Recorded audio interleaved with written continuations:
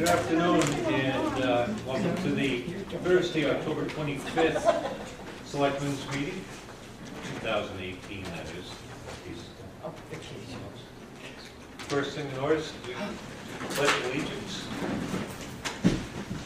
Pledge allegiance to the flag of the United States of America and to the republic for which it stands, one nation, under God, indivisible, with liberty and justice for all.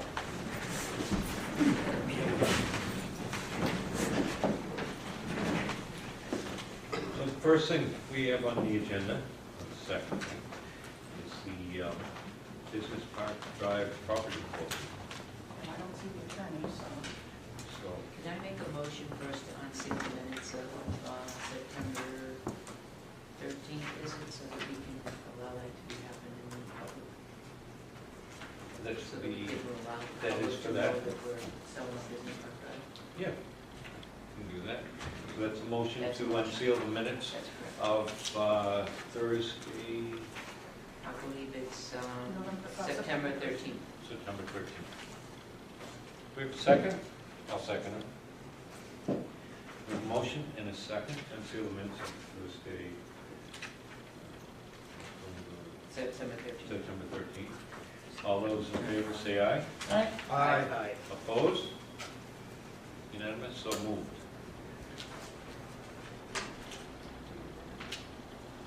Okay. Jump right in, get some minutes in.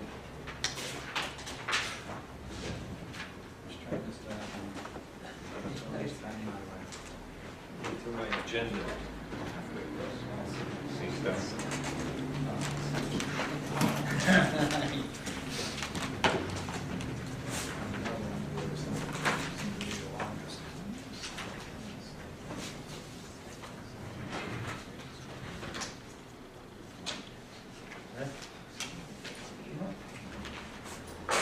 So we've got the minutes of Thursday, October 11th. That one's way up.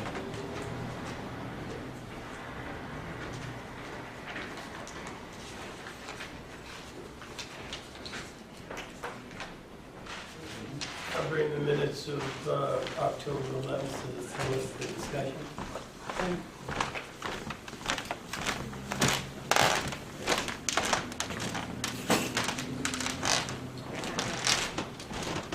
The attorney. I'll just follow, you just lead it out.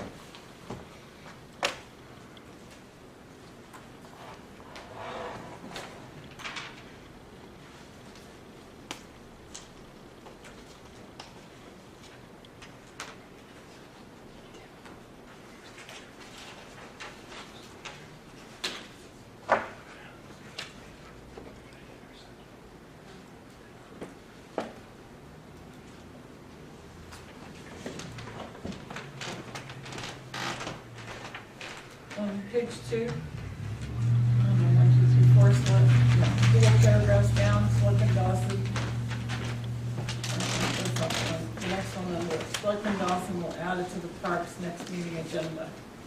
I'm not the chairman, I'm just the secretary, so I think what I probably said, I will bring it to the park. But I certainly can't add it to the agenda. This is for FYI. Oh, no, for the to be signed.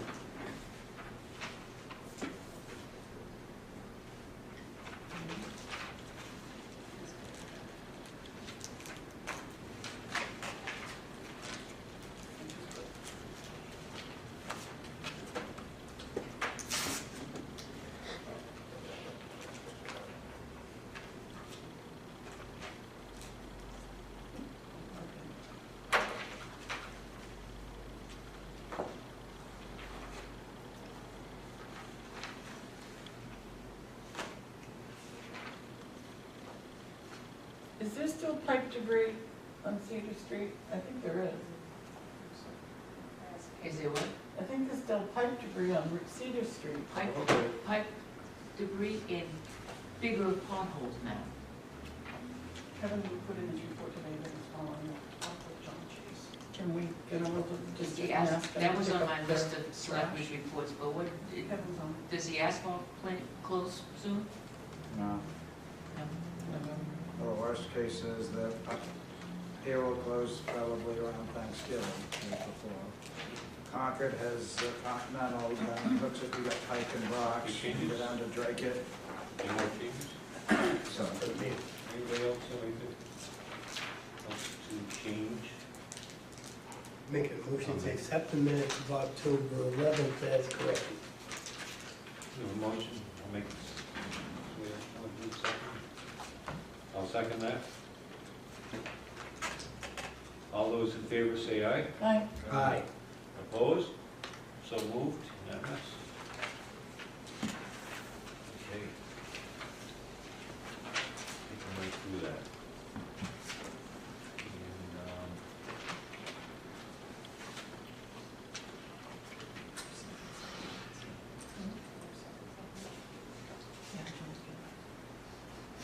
And, we have,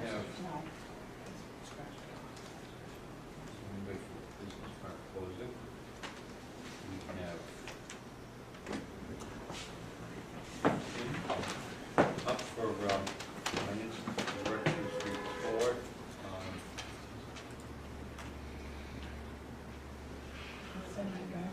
Yeah, I was going to see.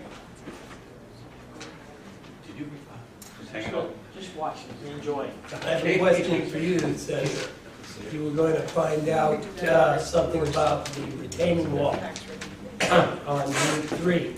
And I was just wondering what, if anything, you've been able to find out. Nothing, we sent a letter out, haven't heard anything. Okay. Now I know what's going on. The retaining wall on Route 3, the senator was going to check and he hasn't heard anything back. So I got a call from David Rodriguez from DOT as a follow-up to your letter.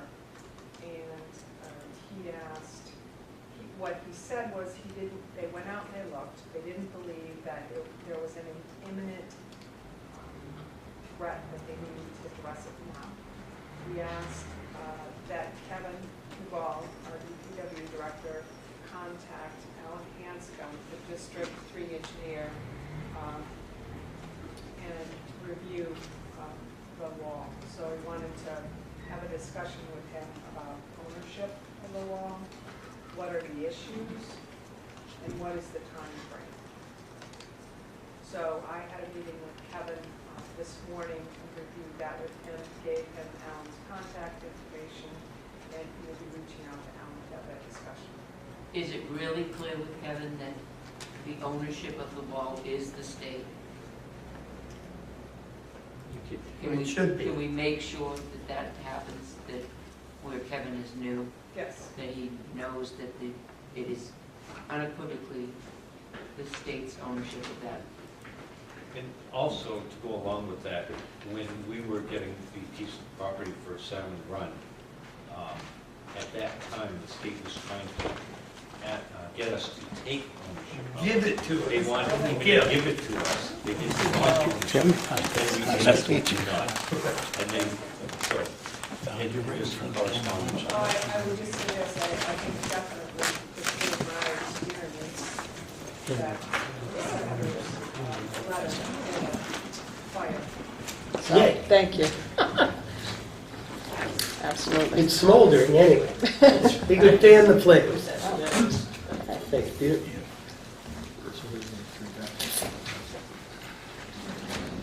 Okay, so, let's see. We Mr. have Mr. the- Chairman, I just want to bring to your attention, I believe, Oh, the attorney is here. we can go ahead and, go on with number 2, which is the Business Park Drive closing.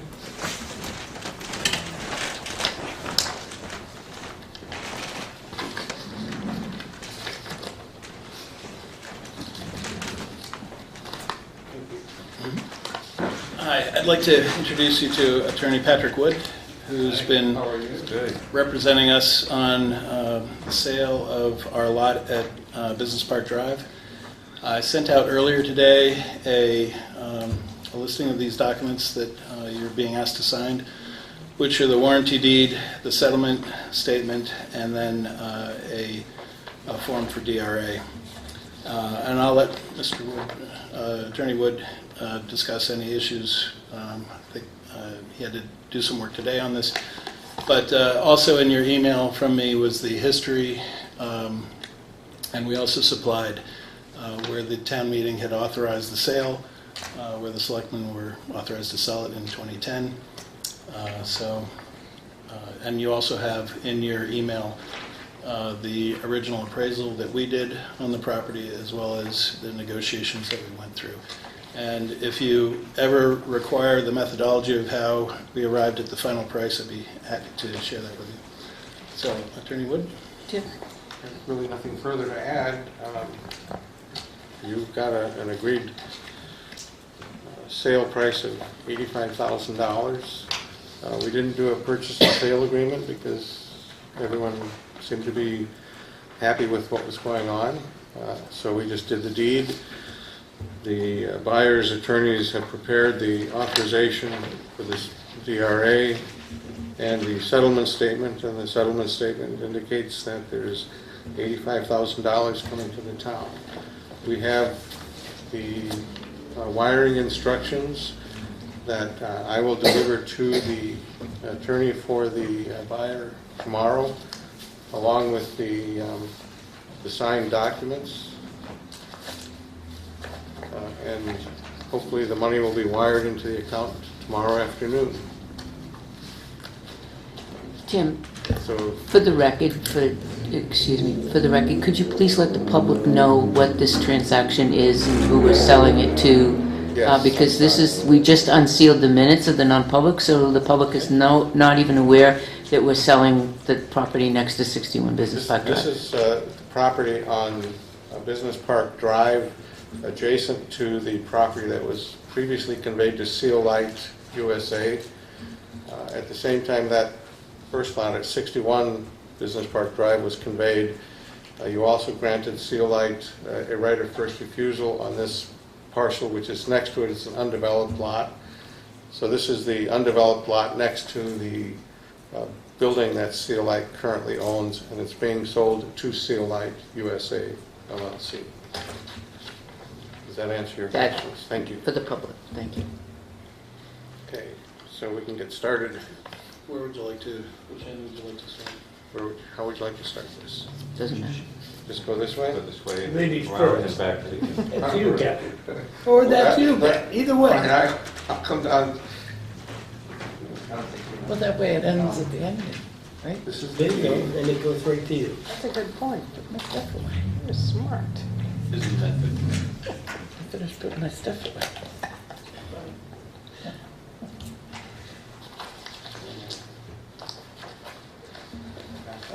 This is the settlement statement. Okay.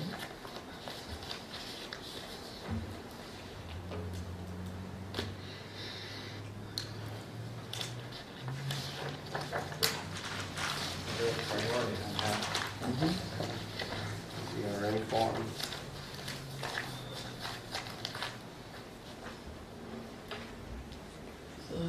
What happened, John? You fell. Yay.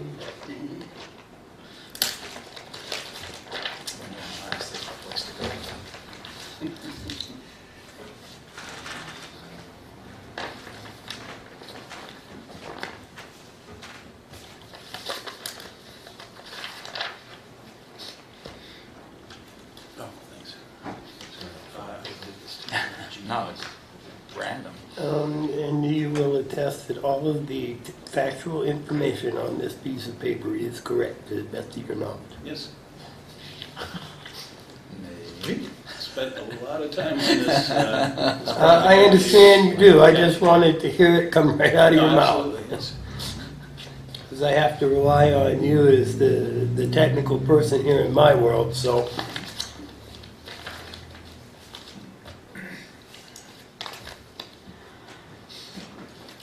And you need witnesses, is that right? No, I don't need witnesses, but I'm going to take their acknowledgement on the borrow your pen. Okay.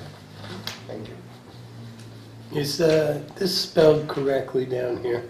Seal Light USA LLC, yes. No, that is incorrect. I can't. Oh, Seal Tight. Yeah, there's Oh. an extra T. Yeah, but that's Is there anywhere else? I didn't notice See, on the like- first one. That's On mine. their issue, This one is sealed tight. right? Yeah, That's that was really the buyer's issue. prepared by their attorney. There it is. That's their attorney that did it? I Got it. just noticed that. See the time? It's pretty funny. Nice that you picked that up, sir.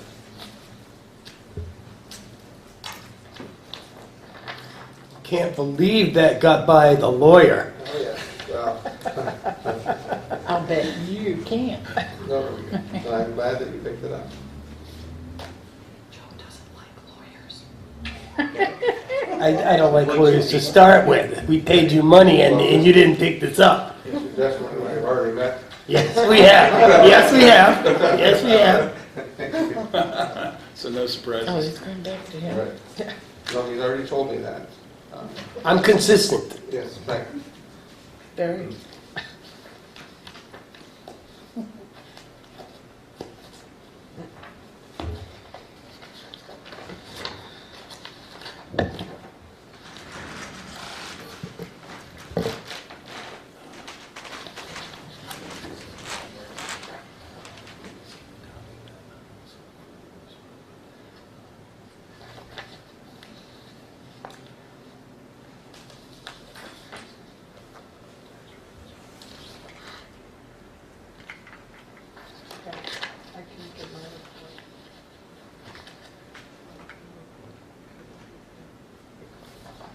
Okay, I made this, for the acknowledgement, Patricia Constantino, Catherine Dawson, Joseph Jessup, Jonathan Scanlon, Yeah.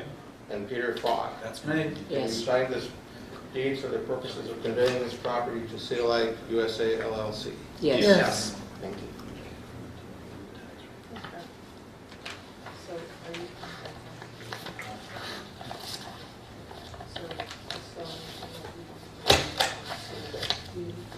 I will be going back to my office and I'll make a copy of the signed documents and we'll send them to Tim. And I am going to Manchester tomorrow for a CLE, so I'm going to meet the attorneys for the buyer. I'll make a quick copy. Wait, you want copies right now? Sure. All right, let me just finish the signing of this one then.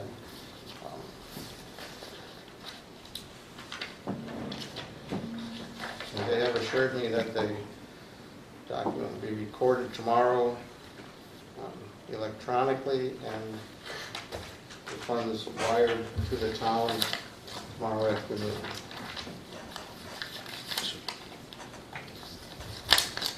That's what they told me.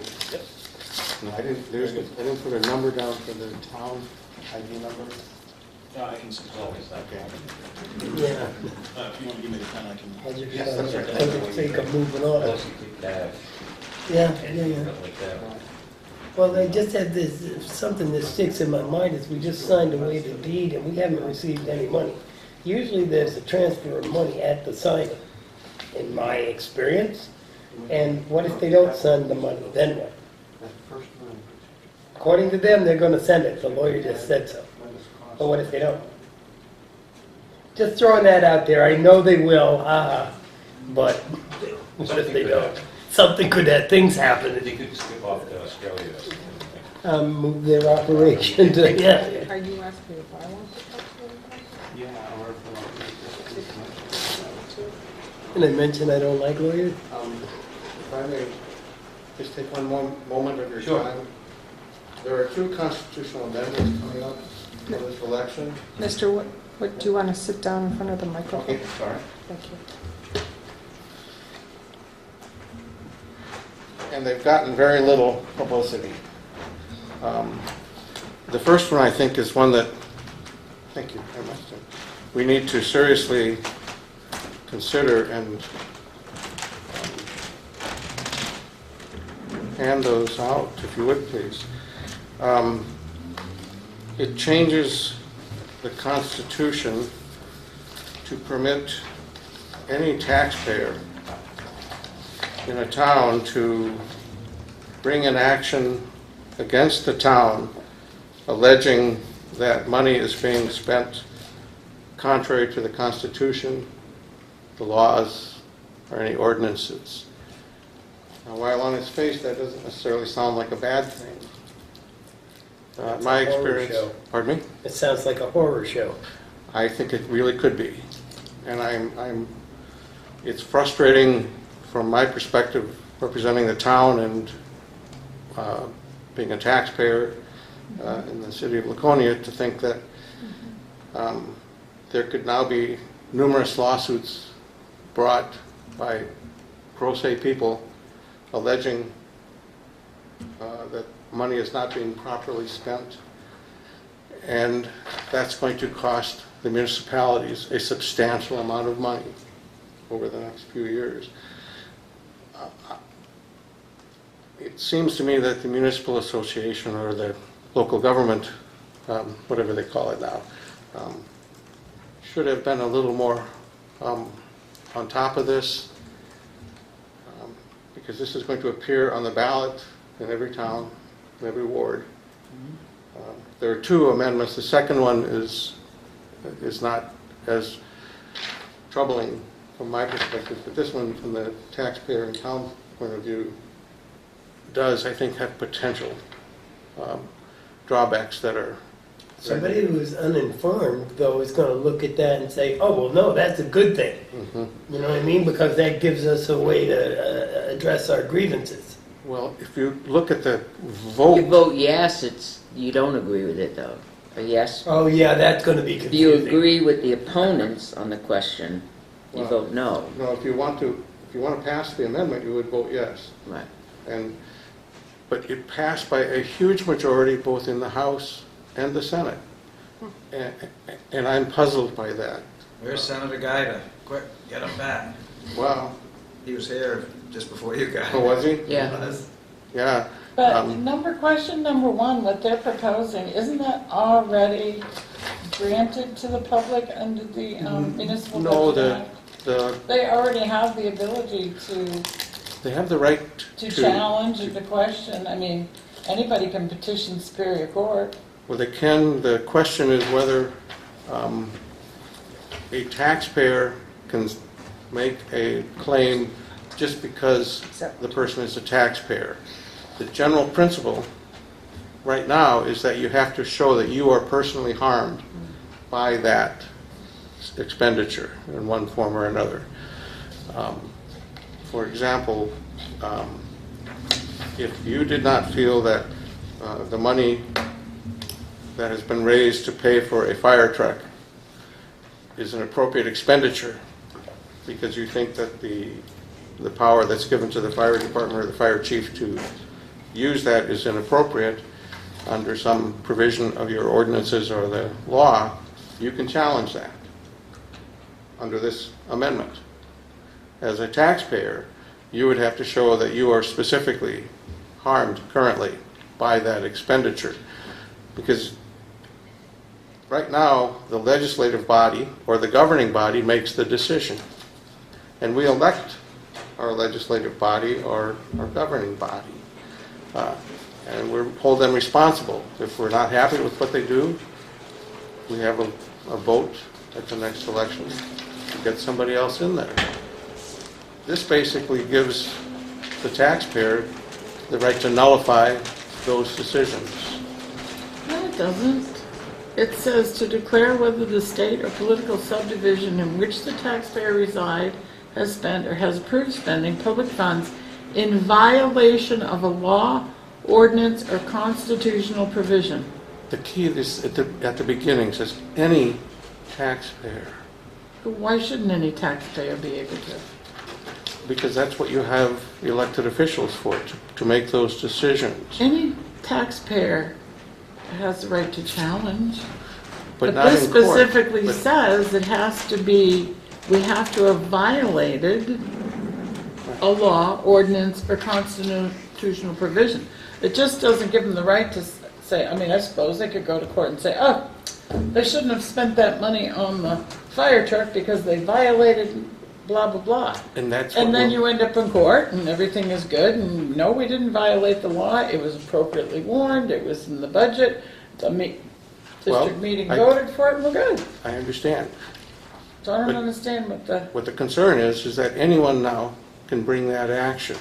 regardless of whether they are harmed or not harmed. But isn't that a democracy? No, that's not the way the court system is set up.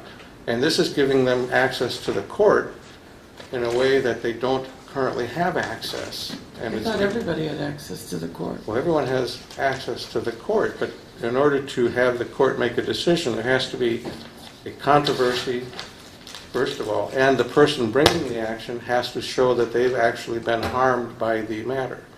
But I can see the court being swamped if this is passed. But it's going to be up to the court to fodder through and. But we have to defend ourselves, and that costs money. Only if it gets that far, Well, once the action is filed in the court, you have to respond. But the court system right now is severely taxed. And if we add additional litigation in the courts, we're going to have even greater problems than we have now. So I think this is one of these things that I wish it had gotten more publicity and a little more discussion, because it really concerns me from a taxpayer point of view, and especially representing a town. This could open the door to a lot of litigation. Legal fees. Right, legal fees. And maybe that's shooting myself in the foot, but I'm not a fan of spending legal fees unnecessarily. You're not a fan of... Right. I'd be more concerned about the second one. Well, the second one is a privacy issue. And Yeah, but that's like opening Pandora's box. I mean, but again, it's no pretty publicity. expansive, isn't it? What does that mean? Well, that's part of the question there, too. From my humble view, it would make more sense if we're going to have an amendment to a constitution, that be done at a separate time than the general election, so that there is an opportunity to allow everyone to really review it and consider it. But that's... Thank you for bringing that to our attention. Yeah, this is interesting. Thank you. Appreciate it. Thank you very much. We're studying to do before Yep. Tuesday. Appreciate your time. Yeah, thanks. Thank you so much, I appreciate it. Thank you.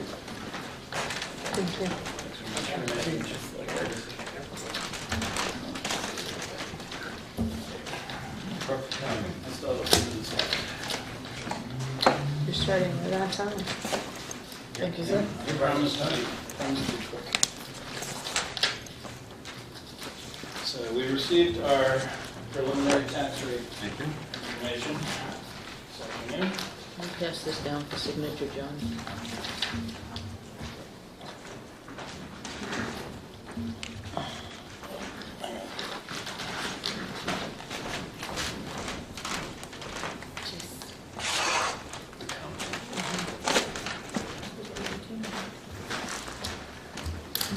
Okay, so the preliminary tax rate, as you see in front of you, is a 93-cent increase, or 3.89% across the board.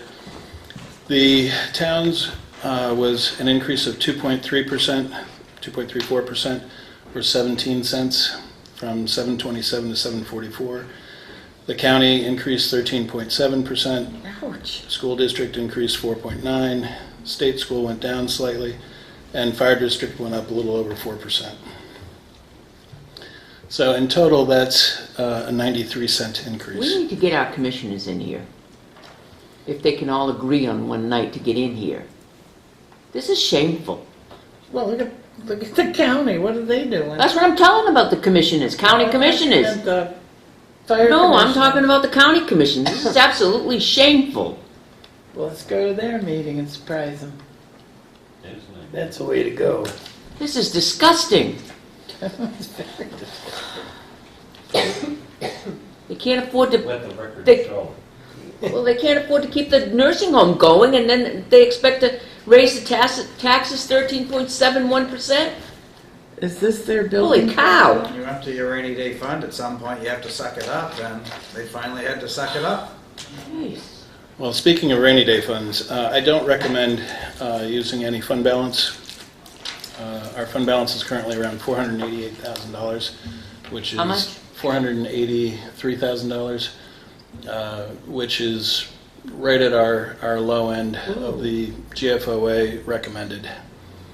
Why is it so low? Last year, Well, several years we used Taken into it. sizable fund balance What did we to buy use down the last year? tax We rate. only used 100, I thought.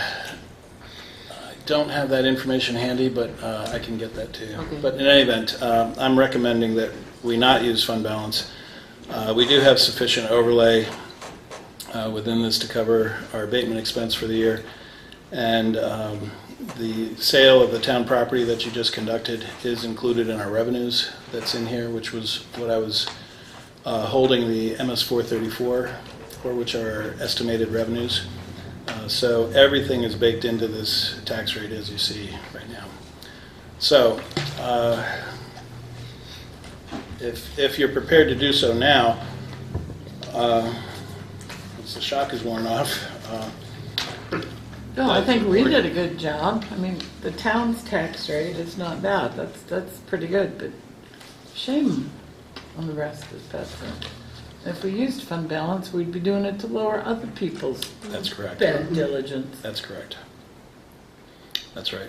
Yeah, I'm all upset with that. I think it's shameful. We need to really I'm really serious about this. We really need to invite the county commissioners in to speak with us, or we make ourselves available to the county commissioners and go there. This is deplorable. Well, Once they're in remember, place, this is money already spent. or vote for Tom Todd if one or the other. What are they? County, are they June, Well, same year we are, right? fiscal. Are they They're- fiscal? They're fiscal year. I think they are. So I everybody like the is. I fiscal. would think so. I would think they would be. But in any event, the 93 cents per thousand, so that equates to, on a $100,000 house, that would be $93. On a $200,000 house, it'd be double that, and so on and so forth. So You need a motion? I would like a motion, if you would, please, to accept the tax rate, So the moved. preliminary tax rate. Second. I make a motion that we accept the Now, if we preliminary didn't tax accept rate. the tax rate, could we argue it? Well, And so we have tell a them no, motion and a the second county to has accept to the be down? preliminary tax rate discussion. Well, by discussion. so we have two levers that we can use, one of which is fund balance and the other is overlay. No. And, okay, all right. So that's really our only Please explain option. the options. It's So- not just for me, but for anybody Sure. who might be watching. So overlay relates to the abatements or bad debt, if you will, that we will have written off during the year. And at this point in the year, we know pretty much what we have, either in litigation or that might transact before the end of the year. And we set aside a certain amount of money to make up for those write-offs. And that can be adjusted either higher or lower, but the net effect is at the end of the year when we're going through our financials, if we lessen that, if it's less than what we've actually incurred, then we're incurring an expense. And then our revenues and expenses could get out of whack. We could actually spend more than we're authorized to spend. Although abatements and overlay are excluded from the statutory not spending more than your authorization. The other item is fund balance. By using fund balance, money that has been accumulated over time through prudential affairs of the Board of Selectmen and town departments, as money is built up, that money can be then assigned and be used for buying down the tax rate, if you will, using some of that money as quote-unquote revenue. And therefore, it artificially inflates the revenue for that particular year. So if there were an extraordinary circumstance where something was sold and there was a big windfall or something like that, and the board wanted to, also pass that along to the citizens, that's how it would be done. So again, those are the two levers that we have available to us. Otherwise, by your approving this motion, then we'll go ahead and finalize the rate, and we can move on to the next part of the tax process. I have another question. If the county was 1.24 in 2017, and it went up 1.41, That's 13.71. No, it went up 17 cents to $1.41. 17 cents, which is a 13.7% increase over And we went up $1.24. how much? 2.3%, 2.34%. 17 cents again, but of a much bigger number. Oh, Does that make sense? So we both went up 17 cents. no. Right. Well, we both went up. Yes. The budget is, our portion of the budget is 100% in one case and a minor percentage in But another. 13.7% of $1.24 is 17 Do we cents. print it this way? Excuse me? Do we publish it? Oh, this way? In there'll this be, format? there's another column that I excluded here that would have the change in dollars as well. Okay. So normally Thank you. I do that, but we just literally got this before coming upstairs, or while coming upstairs, so. Tim, Yes. why does the form on the top front, 2018, Yeah. $22.33 leave the fire district out? Because it's a village district, I've brought this up to DRA every year. But the whole town is paying it. I know. It's not like it's a precinct in town. I couldn't agree with you more. I wince every time I see this because it's very misleading. Oh, yeah? Someone looking at Look, this that's thing, great. well, gee, I got charged, $24.85, not $22.33, and that's DRA's answer that we're about the only one that has a situation like that, according to DRA. That they're not in a position to make any changes to this as yet. But I've talked to the director. I've brought it to the attention of the all kinds of people in the DRA. So because it's very misleading, it doesn't allow us to publish this document with great confidence. So Okay, thanks. I agree with you, though. No, Yeah, it's a real thorn in my side. yeah. Motion.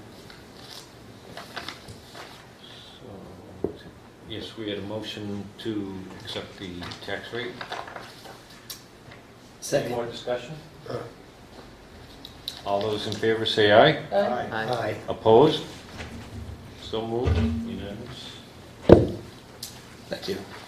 And that is all I have for you at the moment. Oh, I owe you dinner. Yeah? You could bring an apple for dessert and you can square it up. Are you suggesting that Times have changed. I still love you. All right. Got a brief moment, we could, I think we have some residents here, or Yep. would like to talk to us? Come on down. Hi, Hi. my name is Diane, this is Jason.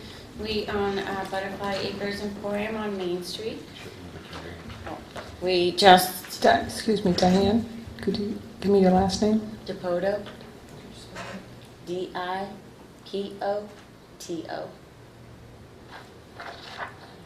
And Durant, D-U-R-A-N-T. Acres Emporium.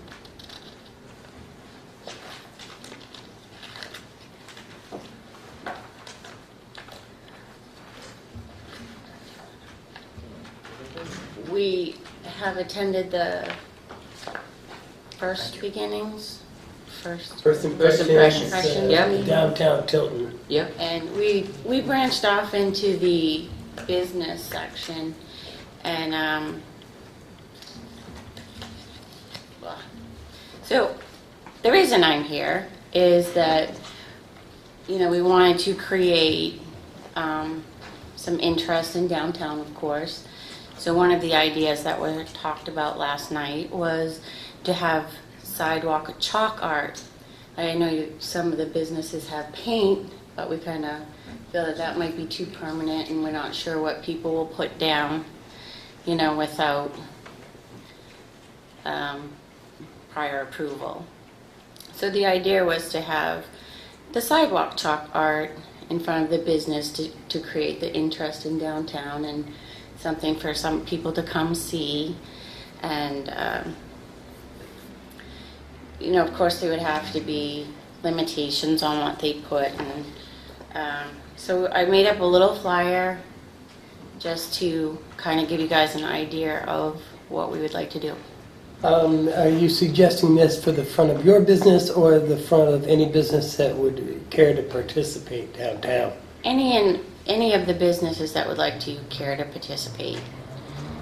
So if someone put sidewalk chalk art on their sidewalk, they're going to put it on Facebook and Instagram and Twitter and Snapchat, and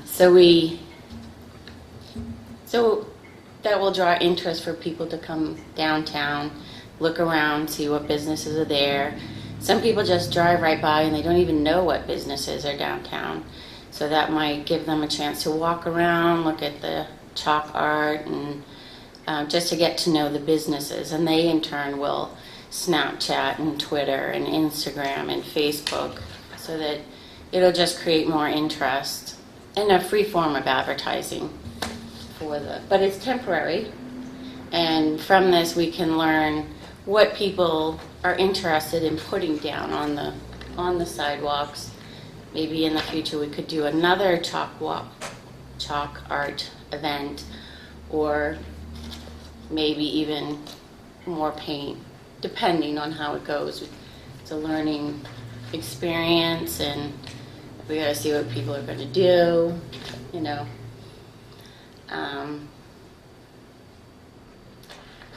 I had one more point I was gonna make, and I forgot. But that went away.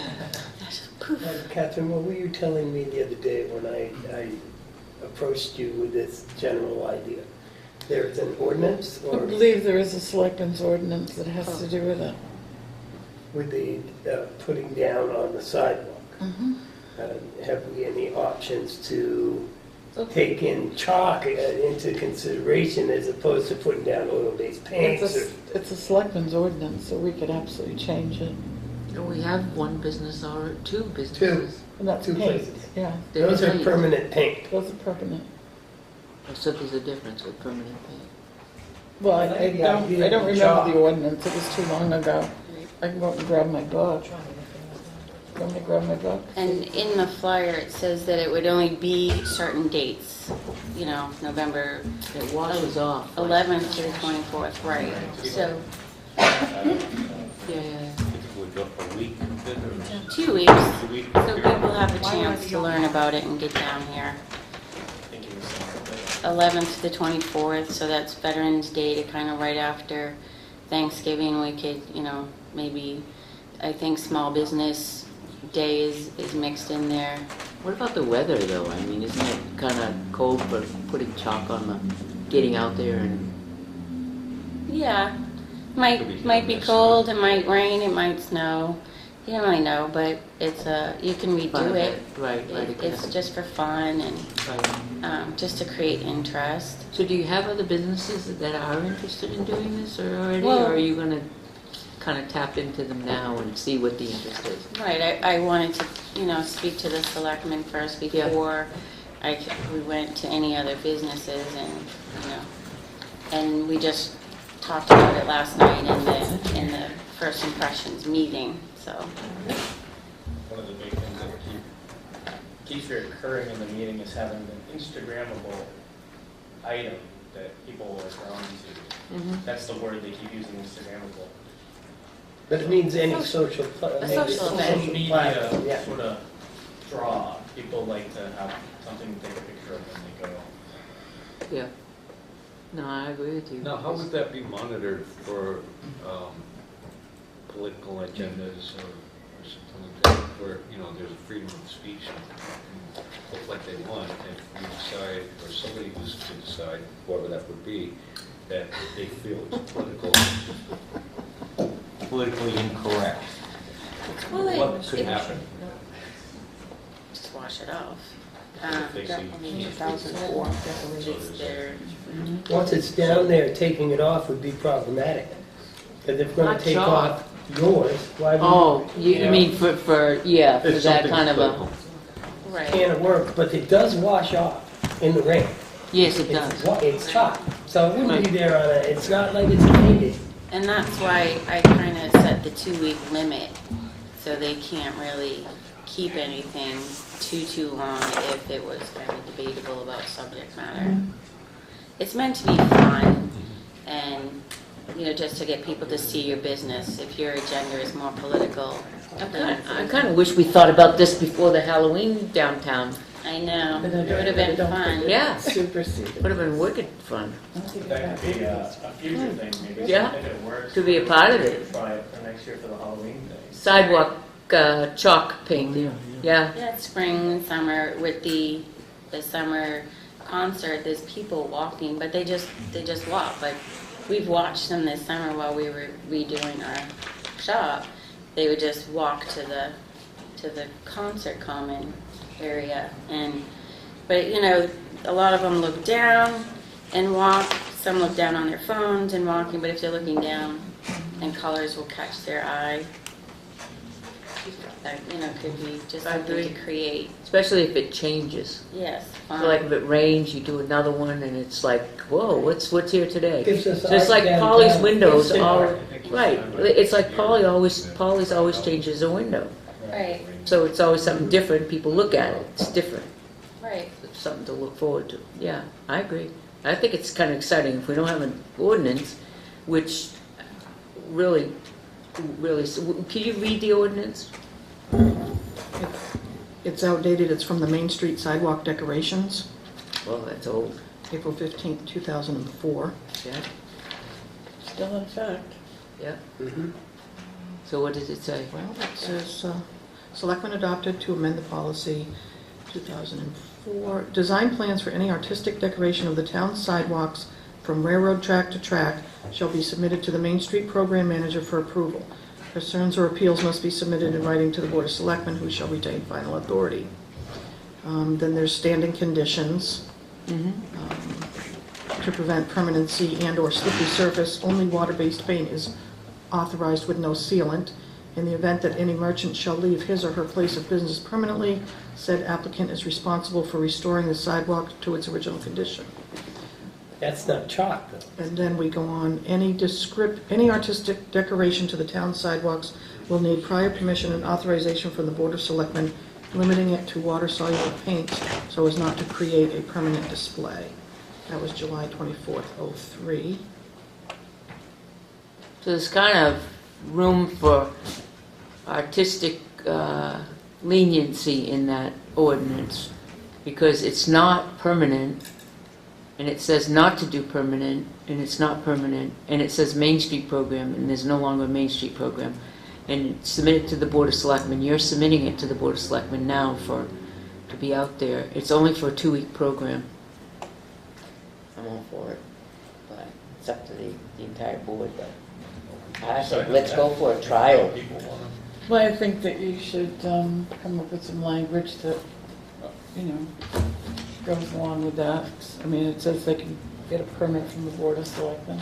Amend it, you But mean? Why don't we amend that policy? Amend the ordinance? I would, Yeah, we can get it together. and I vote would on it. suggest that we make a vote to get rid of that ordinance and then create a new one. Yeah. But for the time being, let's Then you let's could- do this, then let's you allow could this on a trial permit- basis. Well, you could permit this specifically to go for a month, whatever, the times they want, And still work on the ordinance. and still create another ordinance. All right, I make a motion that we disband that, dissolve the ordinance Dissolve an ordinance or do you- regarding Main Street art. From railroad track to railroad track. Well, is there a number of the ordinance? No. Main Street decoration, just say Main Street. Main Street decoration, Is there a railroad track date? to railroad track. 2004. 2004. 2004. Second. Under discussion.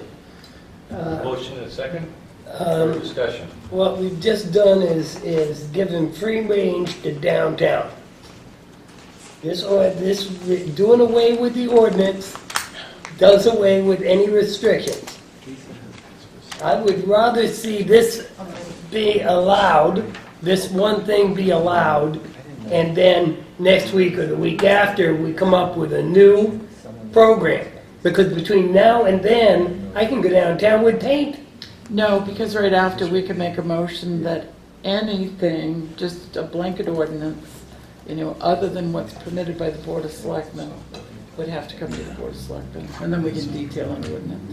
And I would vote for that, but if we do away with what we've got right now, unless you come up with something, No, I'm suggesting that we just do a little blanket, motion after. To cover ourselves. After this. Yeah, Right. and that. okay, just okay, be, okay. Just say they have to come to the Board of Selectmen like this couple did. Mhm. Why wouldn't we just give them permission to do this and this? You can. And then next week, come up with a more accurate wording of a motion.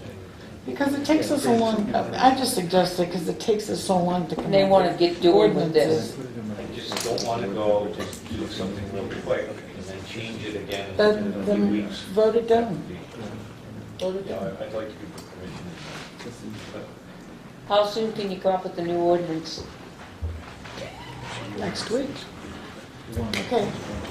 Then just vote It should be relatively simple. Then just vote the first. I'm sorry, I was working on the whole No, school. I'm Vote the fine with first voting motion it down I'll and vote then it coming down. up with one next week. We can Okay, go for a so we have vote. a motion, second on the table to defend that ordinance. I'm good with it. Why don't we go with voting on that now? All those in favor say aye. Aye. Aye. Opposed? Nay. Nay.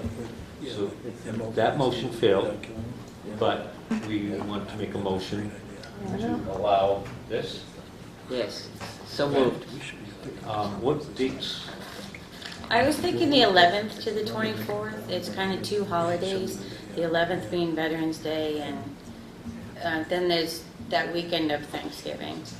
Let's do the month of November. I have to leave. Well, then I would put that in the form of a motion to allow it between Veterans Day and Thanksgiving, to allow for chalk art on the sidewalks in the downtown area. Second. Motion and a second. Any further discussion? All those in favor say aye. Aye. Aye. Opposed? So moved. Done. That was easy, right? Yay! Thanks. Great idea. And I was very nervous. Were you? What, did somebody tell you that we bite or something, or? No, I have never been before a Board of Selectmen, and we're from a different town that is, We're real people, See, too. we hear is This difficult. town would be recruiting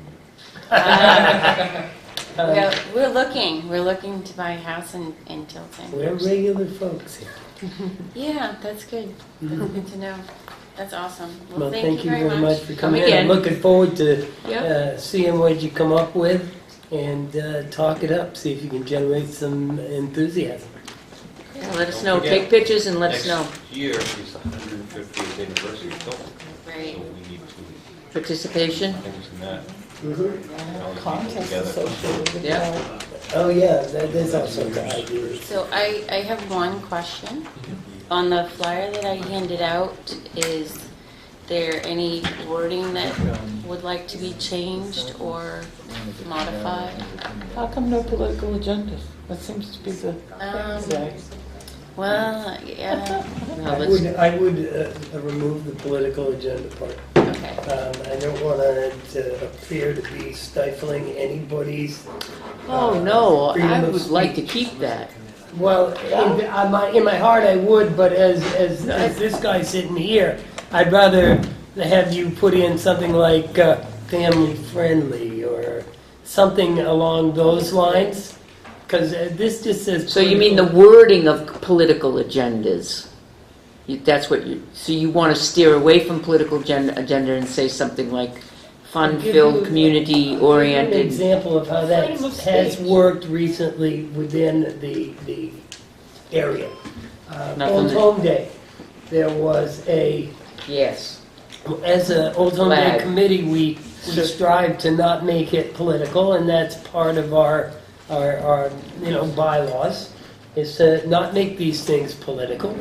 And somebody showed up with political signs and what have you, and you're welcome to march, but we don't allow the political signs, and they took them down. Well, then they got real mad and decided I have a right to the agenda, and then it became a whole big brouhaha, and it was in newspapers, and it's like, I don't want to stifle, I don't want to encourage anybody's political agenda by even putting it on the, you know what I mean? That's true, I see. Put Just it in my suggesting. head, and I wasn't thinking that, but hey, maybe But hey. so. Right. I'm just saying, I don't want to, I want family-friendly stuff as opposed to Right. political agenda, but if you want to put something about, you know, a political candidate or whatever, we've given you permission to draw on the sidewalk. Now, do we really have censorship over what you put? Right. Well, I want a butterfly. That's, you know. What I thought would be cool would be if you could put a butterfly. Jason actually suggested it was if you could put your feet like somewhere on it and, you know, take a picture down and it creates something. That's Instagrammable art. Yeah. Outstanding. Don't know how that'll work out. But the only chalk put must be non-permanent. Yeah, I don't know. Yeah, this is a, this is Somebody a could go for like a chalk paint. Yeah. There is a chalk paint out there. Yeah. washable, something washable. There is a chalk paint out there now. Non-permanent, washable. Yeah. Yeah. Non-permanent washable. good Just came out. keywords. You've also got like the window paints. Anything else? Great. Excellent, yeah, thanks. Awesome. Thank you Thank very you much. very much. Thank you so much. Parents are doing that now. Oh, yeah, we're saving my daughter's life. Thanks for coming. Okay. So, I'll just squeeze this in. I'm sorry? We've got, Magic. chief's report, scheduled for 6. We want to get a brief non-public, want to do that afterwards, our meeting. Yes, that would be fine. And the chief would like to wait for a couple of sergeants. This one. Okay, Oh, okay. is everybody? Is everyone here? Huh? Yes. So there's more people coming. Chief, do you have any more Is comments? everything signed? Sergeant Morrison? Yep. Yeah, I wouldn't want. We can. Tend to some other business documents and. I think he's ready now, if you're ready. Ready? Sorry. You could always give your report first, Chief. Want to do that, and then if anybody is intending to come, they won't show up after.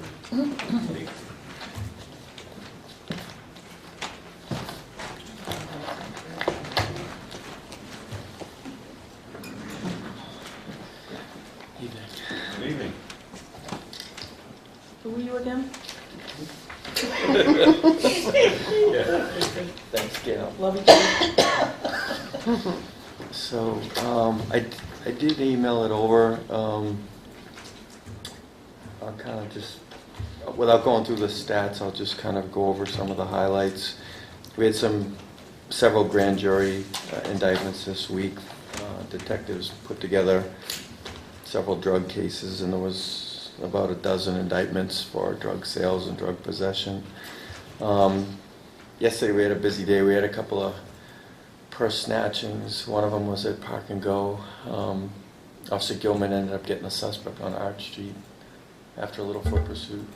It was a suspect that we wanted because he did this in Franklin, he did it in Guilford, he did our Market Basket. So he's just a dangerous character, so it was good to get him off the street yesterday. And then we had a similar one where a guy had grabbed a woman's bag over at Market Basket, and we got him almost an hour later. So, good couple of arrests in a busy afternoon.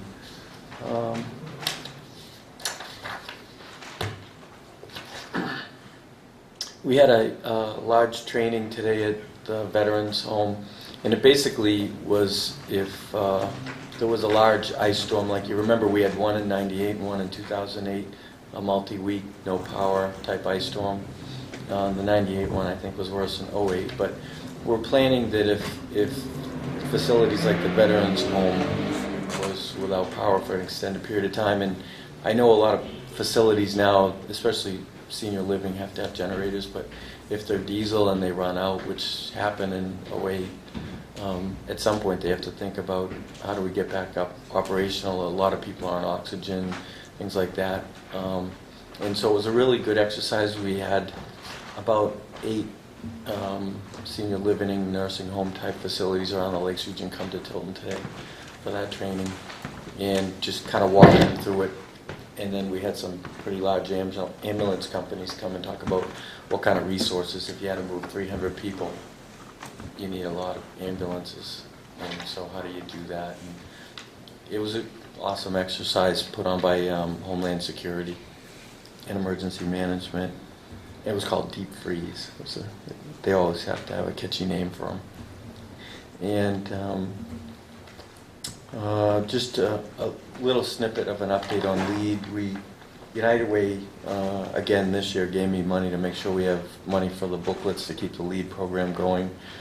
Some folks from the Addiction Policy Forum down in Washington, D.C. are coming up next week to actually sit in on a LEAD class. They heard about it and they want to visit it, and I think they're just trying to see what we're doing in New Hampshire as far as creative and new ways to get drug prevention into the schools. And so they called me and asked me if they could come up. They'll be up here on the 31st. And then Jeannie and I are also working on a grant for that too, I think. And we have a meeting coming up. And so it is a really good program. We're running at grades 6, 7, and 8. And I think, it's getting a lot of attention and people want to keep it going. So Officer Nadeem is here. And it's great to have him back. He's been doing some training, getting reacclimated. Came down, met with Jeannie to kind of get all the HR stuff done. Sergeant Morrison's getting all the cars ready for winter, which is good because at this time of year, any morning, we could all wake up in white. So he's trying to get ahead of the curve, make sure we get some snow tires on. Got a call from Liberty Utilities today. They want to come and do a free energy assessment. So I kind of pass them off to the captain. When he comes back next week, he can see what that's all about and get back to me what it is. And we're ready for our downtown Halloween event. From what I hear, it's out there in every way, shape, and form as far as marketing, and it should be the biggest turnout yet. Between the kids' costume parade, the store costume contest, and now the trunk or treat piece, it's going to be a great event. We're looking forward to it. It's going to start the detour probably around 3 o'clock. Sergeant Morrison put out our message board sign to message people. 94.1 and 106.9 have been in part of messaging the event. They're also messaging the detour too. And so just trying to get the word out. What is the detour? Academy Street. So Both traffic? Yep. Directions? Yeah, so we'll have traffic make a right here on School Street. It's kind of the parade detour. And Parks is doing something as well, right? and Parks is doing something at Riverfront Park, which is new this year, I believe, too. Which is nice. You're not sending eastbound across the river? Academy Street will be eastbound. Westbound, we let them either take Elm, or they can, if they want to go up Prospect, they can. But eastbound, all of that westbound traffic will go Academy. Coming from Franklin this way, you're sending them where? Well, they have an option. If they live up Prospect Street, we'll let them go up there. If they want to go over the bridge into Northfield, If they're they can. heading to Laconia from Franklin, how are we detouring them? So the primary route is Academy Street, but if You're going to run two-way traffic on Academy Street? if we stop them from going over the bridge or coming up Prospect Street, I think a lot of people that live up there wouldn't be able to get up there unless Well, they. you let those that live there, but the through traffic, if you sent across the river and around, I think would make it a lot easier like we did, was it 2 or 3 years ago? Yeah. If We've there's actually somebody done two-way parked- traffic a couple of times, that way it hasn't been a You'll have to problem. make sure nobody's parked on Academy Street. Yeah, because that makes it a one lane. Yeah, and I think the westbound is easy because it's just right on School Street. I have it's faith easy. that you guys can handle this. You've done it Just so the plenty of public times. knows in advance, I don't know if everybody's- Yeah, I mean, if people live up on the hill, we want to let them be able to get home. And, it's always a challenge trying to stop every car. Where do you live? Where are you going? But the And then hopefully, you know, usually it gets dark. Well, here we are at 5:51. It's starting to get dark. By 6:15, it's dark, and everyone's pretty much heading up to Tanger Outlets by then. And as soon as we can get the road back open again, we will. Do you think we could send a thing to the bigger employers to let them know the hours? I guess Watts, Veterans Home, so during those hours, so if they have a pre, you know, they can announce the employees or whatever, and then that might help them to. Gets the word out. Are you Gets the using a word out. message board? I know the school did it, and yeah, we do have the message board out, and we can do our alert. Where do you want to go? Frudenberg? Yeah, we can do our alert till them too. Call their HR department, let them know, and from there, you leave some of that stuff for you guys. And Great. Be exciting. oh, and then there was something in there I saw too about 164 Caliph. And so we had the prosecutor kind of do a case review on that. I think he came in last week. Resident. Or a resident did. And so the prosecutor did a case analysis of whether it's chargeable or not. And then once he finishes, he does what's called a memorandum of no charge if we can't charge and why. And he kind of outlines the RSAs in the legal argument on both sides. And so he just finished that yesterday. So I have that too to get to him. But, you know, just some of these cases aren't What was as... his result? Yeah, he said that right now he feels like, you know, with this case, he can't charge. So Even though we have a certified forester saying, yes, you can? yeah, I mean, I can let you read it, Pete. If Well, you I'm want. just, Because there's two standards that he has to look at when charged or not, and so he has to make a determination. Does it meet stealing that? someone's wood isn't an offense that you can go after? Yeah, well, this was something, there's a different case that we're working on, a land case right now, where we think that is chargeable, but that's a different address. This one here, it was cutting of trees. And So if Cutting and somebody taking walked of onto trees. my lawn, cut down my maple tree, Yeah. took all my wood, Yeah. there's nothing I could do? Well, it's the... Because that's what was just the part that- described to us. Yeah, the part that Jesse outlines here, and I can read it to you if you want. He basically says that with the legal analysis, he has to show that the person acted recklessly in disregard for substantial and unjustifiable risk of the material element exists when the conduct occurred.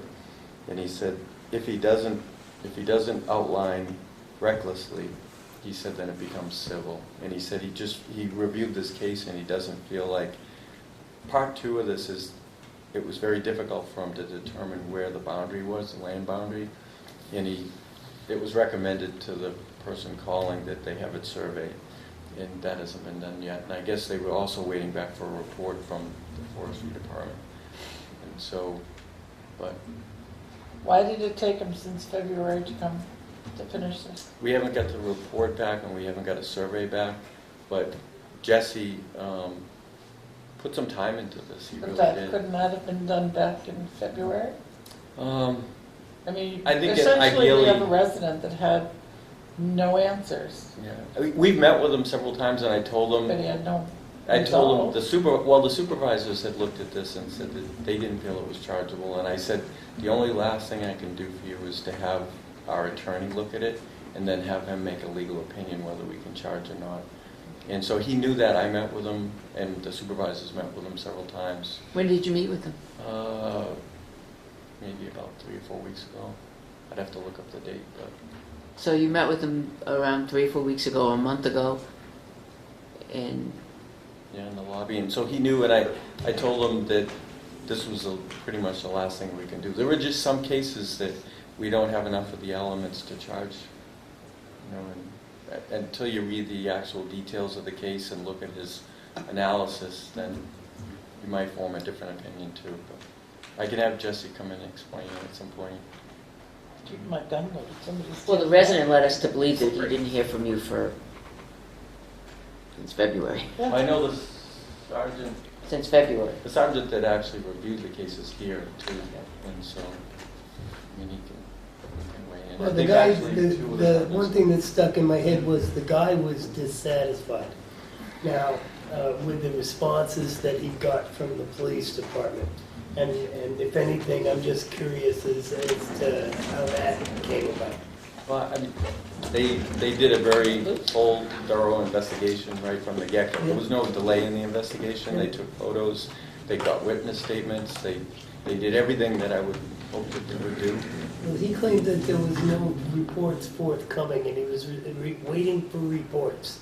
And he couldn't get the reports, and it was like months after the fact. I think he said July. And he called you, and in his words, voila, there was a police report the next day. Luke, So, could we ask, would you want to come up here and talk to us? Into the mic. I'm usually pretty loud, but I can come on.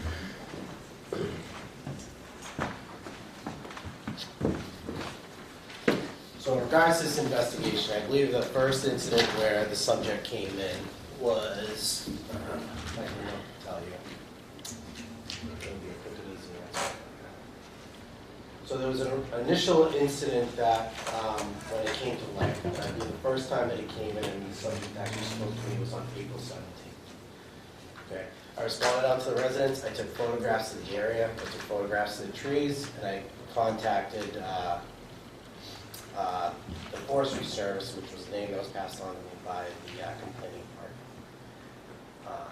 The gentleman gave me Captain Nowell gave me a verbal statement in regards to, he went out and looked at it, and he told the complaining party, hey, you can report this to the police, you may very well have a case, but he wasn't sure.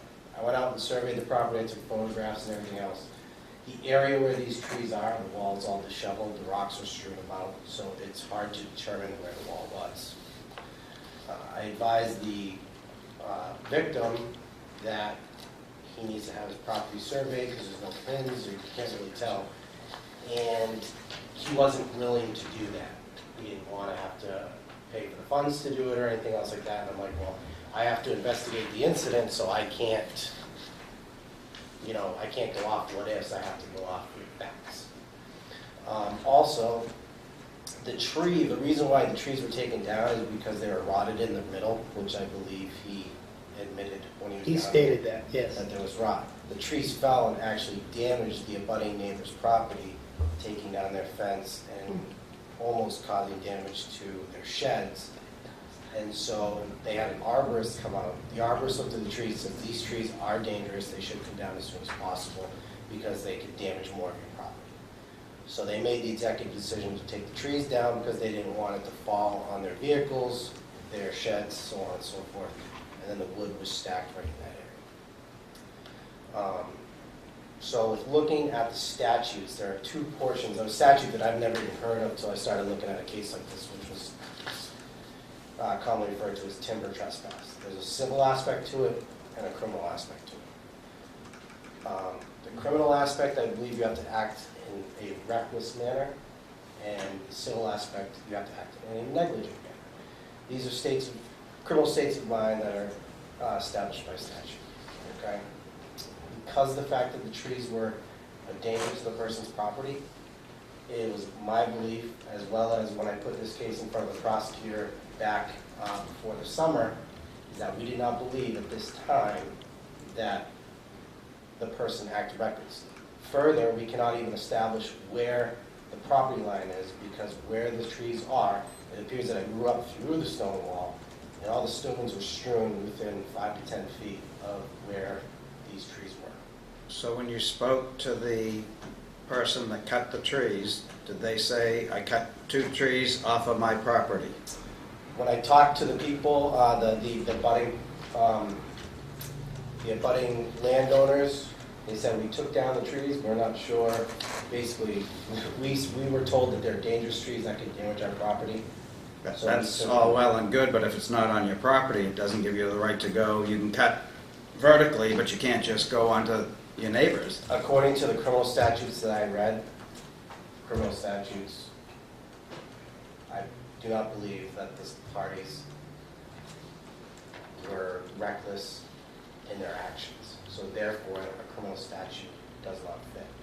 Now, if somebody wants to go and say that, hey, and file a civil lawsuit against these people, because they have every right to do that. But criminal-wise, both my review of the statutes in the state of New Hampshire, as well as the prosecutor's review. So they cut his trees, they took the wood that wasn't theirs, and that's still okay. The wood is stacked in an area outside of the stone wall, and I'm sure I could talk to them and have the wood. He could walk over and grab the wood. They stacked it right there where the base. He said he could. The wood, He didn't want to. no, last week he said the wood was gone. Wasn't allowed to? Right. I missed that part. I thought he. I have had contact with the other parties since I did my investigation. I spoke to the victim. I said these are the things that I would recommend that you do if you wish to seek further action. But at this time, I cannot establish probable cause. Unfortunately, I have not been able to receive a copy of any report that the Forestry Service did. But we're speaking to them. It doesn't seem like they generally produce reports like us. As well as furthermore, he agreed with my assessment that this, he believes this was based upon neighbor feuding and not by good sentiment. And that's why it was. The merits of the case notwithstanding, his major, what I got out of listening to him was he was upset with the service that he got from the police department. Untimely reports. Again, this is just what I'm getting at. So reports were done. I contacted the Forest Service. It took me a few phone calls to try to get in touch with the person. They don't exactly work the same hours we do, so on and so forth. Back when I completed this in June and went over it, or I'm sorry, it was probably the beginning of June, the end of May, beginning of June. I still did not obtain a report from the Forestry Service. However, I still don't believe, and as to now, I don't believe that it's going to change both my recommendation as well as recommendation from the prosecutor. The reality is that we can't even establish whose trees they are because the property is not properly marked, hasn't been surveyed. So even if we could establish that the person committed a crime by cutting down someone else's trees, we can't establish who the trees they belong to because the property line is not established by study. Didn't he also mention that he filled out some paperwork to say that he was going to be out of the country for a period of time, and he had game cameras up and the police never showed up, not one day to safe home check or whatever. Yes. Home check. Something like that. Resident check. So That was generally, part if of his somebody's complaint. gone for a long period of time, They fill out paperwork. they can fill out a residency check. Generally, if someone's Residency gone check, for a few days, it's not common practice that we park and get out and walk around someone's property. We ensure that the lights, usually when they fill it out, it's if anyone has keys if there's an emergency, are there any lights that are left on? If someone says, I would like somebody to get out and walk around my property every day, we can do that, but it's generally not common practice. We drive by, we make sure there's in the wintertime, obviously, no fresh footprints or anything like that. And when we do see something like that, we get out, we walk the property, and we check windows and so on and so forth. This property has a shared driveway, and to drive up through that driveway, because there's a easement for access to apartment buildings and stuff like that that are up there. It's just one of those things that, and the driveway is very steep, and I myself hit my cruiser going up because it's all disheveled to get in the driveway, it's quite bad. So I don't think our officers drove up in the driveway, but we drive by, we keep an eye on it. So he wasn't happy with that answer. Again, there's been a neighbor dispute issue between the victim and the party that he was disputing against for years. They've been issues. Unfortunately, we can't always give people the answers that they want to hear, and anger is a byproduct of that. But we have to go off the law. So essentially, his option is to take him to civil court That would be my recommendation. if you That was my can't recommendation. charge him civilly if you can't. Back when I talked to him months ago, just because his thing was, one of the statement that was made to me was, I want them arrested because it'll strengthen my civil case. And I said, well, that's not the case because OJ was found civil liable. Yeah. He wasn't found criminal. So, sometimes we can't always give people the answers that they want, and they have to try out that. Well, thank you for that explanation. Thanks. That was How nice. we doing? That was good. That's it for report, or you got a couple more things on there? I have a think we question for finished your it. report, though. How are we doing on the Tree Street evaluation? So we,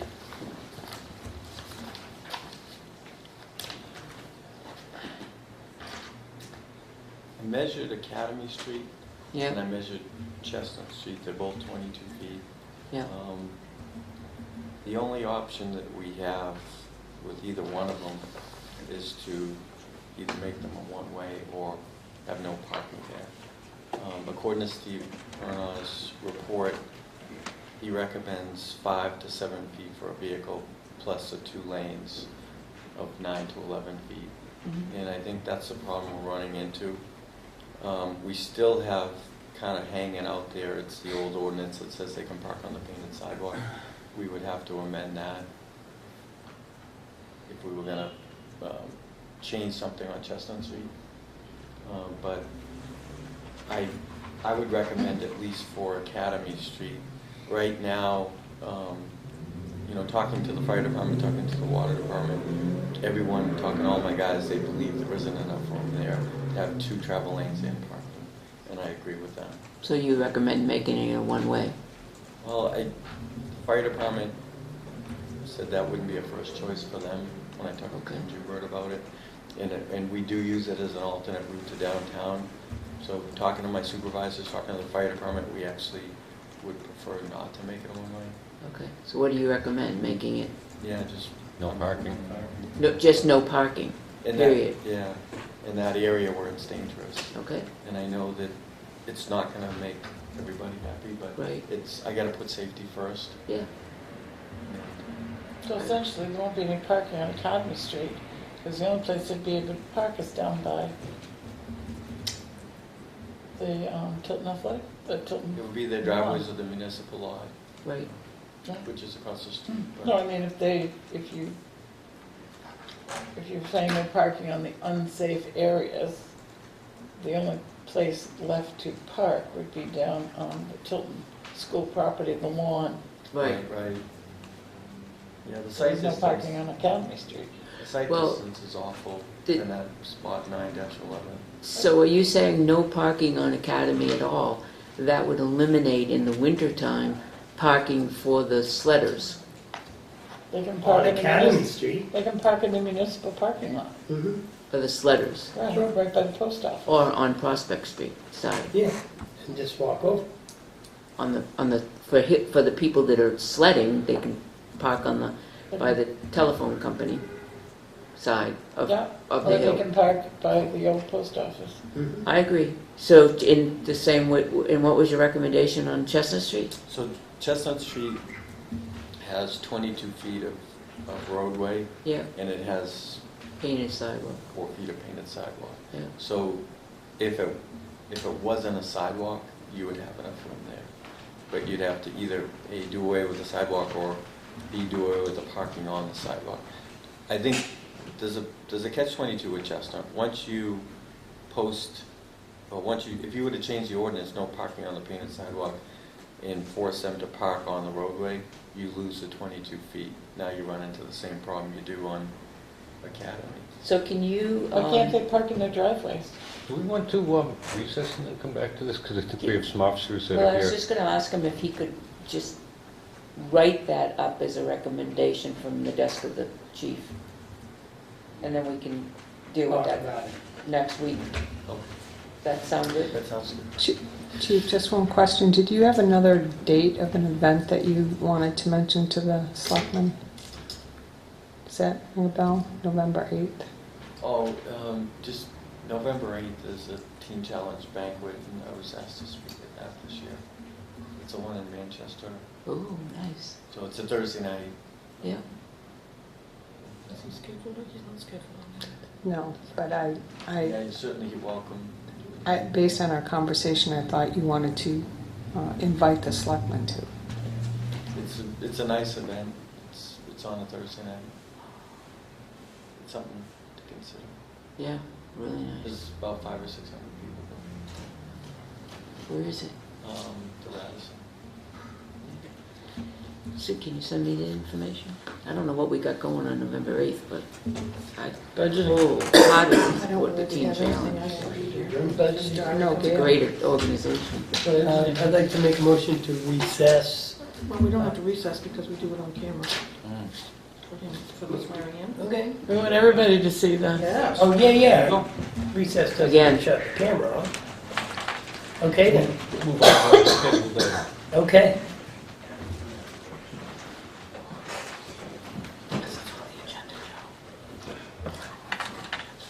Swearing in, Sam. It was a recess moment. Flags up there. Yeah. Let's see. Here's the flag, here's the piece.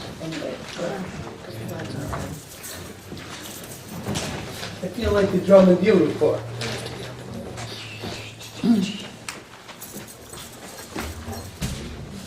And I'll get this.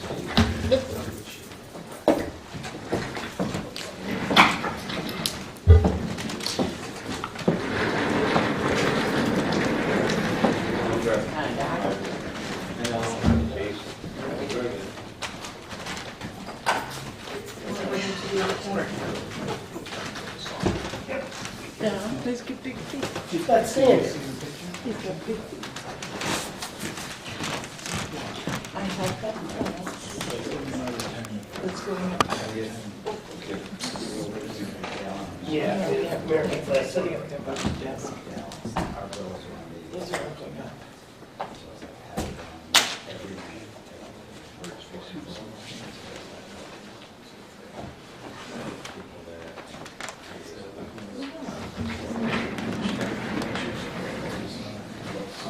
Joe, can you turn the easel to the front, please? Thank you.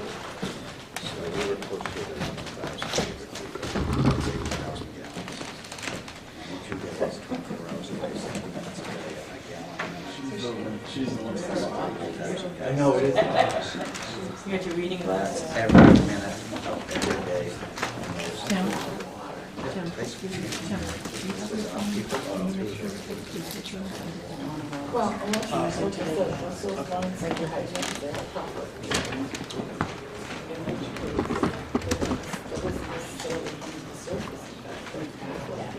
You're on camera, Pat. Yes.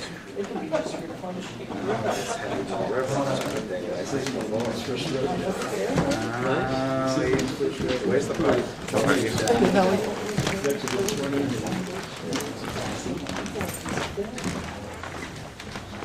Well, the foundation, how's it getting around the foundation? That's still there. All right, so then it's gone. It's gonna. Roll them.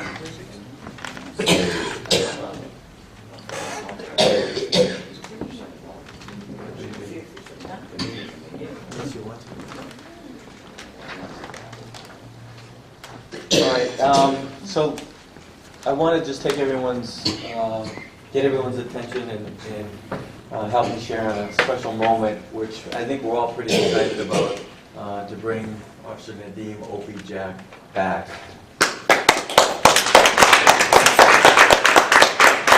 Thanks for having me back. Appreciate it. So for those who don't know a little bit about his background, so Nadeem Opie-Jack was actually born and raised in Bosnia, moved to New Hampshire at the age of 10. He graduated Memorial High School in Manchester in 2008 with, I believe, Ryan? No? Brown. Oh. In 2010, he began with Arizona Law Enforcement State Corrections. In 2013, he transferred to Pinal County Sheriff's, where he worked as a deputy sheriff, field training officer, and some specialty units. And then in 2017, he came to us in January 2nd of 2017. And after spending some time out there, he returned back to New Hampshire this month and spent about a year with Pinal County Sheriffs. And for family reasons, he's chose to come back to us. We're very excited about it. No one wanted him to leave, and we've been waiting for this moment for several months now. And so it is my and Selectman Constantino's privilege to swear you in and bring you back in. Thank you guys so much for the opportunity again. So, do you want me to read all this too? Mm-hmm. Whereas and everything? Okay. Whereas there's a vacancy in the position of part-time, Full-time. full-time patrol officer in the town of Tilton, whereas we, the subscribers, have confidence in your ability and integrity to perform the duties of said office, do here appoint you, Nadine Obichak, to the position of full-time patrol officer for the town of Tilton, New Hampshire, which shall be effective as of October 22nd, 2018. Whereas upon your taking the oath of office and having this appointment in the certificate of said oath of office recorded by the Tilton Town Clerk, you shall have the powers to perform the duties and be subject to the liability of such office until another person shall be chosen and qualified in your stead, given under our hands the 25th day of October in the year of our Lord 2018, the Board of Selectmen. So if you raise your right hand and repeat after me, I, Nadine Obichak, I, Nadim Objack, do solemnly swear do solemnly swear that I will faithfully and impartially discharge that I will faithfully and impartially discharge and perform all the duties incumbent upon me and perform all the duties incumbent to me as a full-time patrol officer as a full-time patrol officer for the town of Tilton, New Hampshire, for the town of Tilton, New Hampshire, according to the best of my abilities, according to the best of my abilities, agreeably to the rules and regulations agreeably to the rules and regulations of the United States Constitution of the United States Constitution and the laws of the state of New Hampshire. and the laws of the state of New Hampshire. So help me God. So help me God. Congratulations.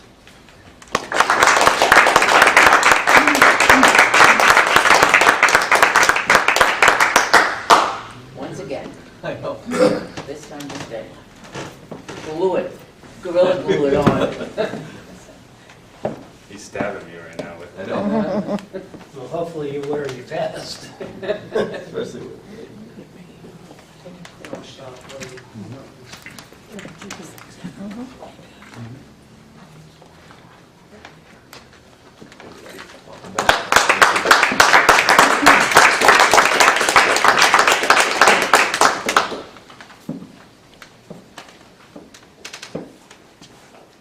Can I get everyone to come up? Luke, Nate?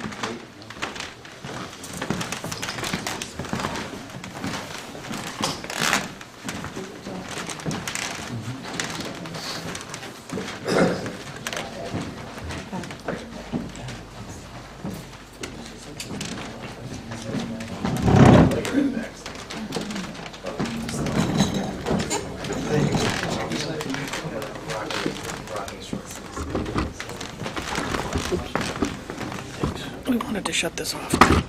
I gotta prep my body.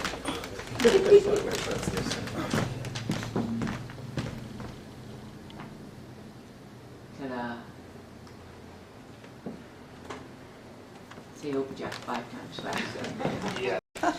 It was on the whole time? Tim, you're gonna have to edit that. Because red is off, right? Red is on. Red is on, but we did. Red is Meant to on. leave it on. We meant to leave it on. We'll have our editing instruction session. We had a discussion about this. So hopefully everybody's watching us right now. If not, they were. Good Lord. Okay, so welcome back. We did a swearing-in ceremony and finished up the discussion on Chief's report. Is there anything else left on Chief's report? I have a Joe? question for the chief. I noticed in the payables this week that there was a charge for an air conditioning unit up at the police department that cost $170. I was just wondering how it was that we were using an air conditioning unit this time of year at the police department. Is it part of the heating system? Well, What is the thing? it is, and it was back, it didn't happen this week, but I think that's from BKM Mechanical. It was just a service. So he changed all the filters and updated it. No, so this is a regular charge mostly. Okay, that makes sense. Shouldn't we be doing it in the spring instead of the fall? Are you planning on using AC for the next 6 months? No, oh no. Yeah. So it's like, why go through the system now? Because they're probably going to go through it again next spring before we put it online. Yeah, I'll bet they will. Just food for thought, Chief. Okay. Wasn't it part of the AC? Doesn't it switch over? The hammer, doesn't it switch over to? Okay, so, got that. Next thing on the agenda is the town administrator's report. Do we have one? We do. Do you want to see a printed copy of it? Because I can do that. I always like to, Okay. yes, because I I like make to notes read on mine. along. Okay, you like to read them? I will next. From here on out, you will get a printed copy.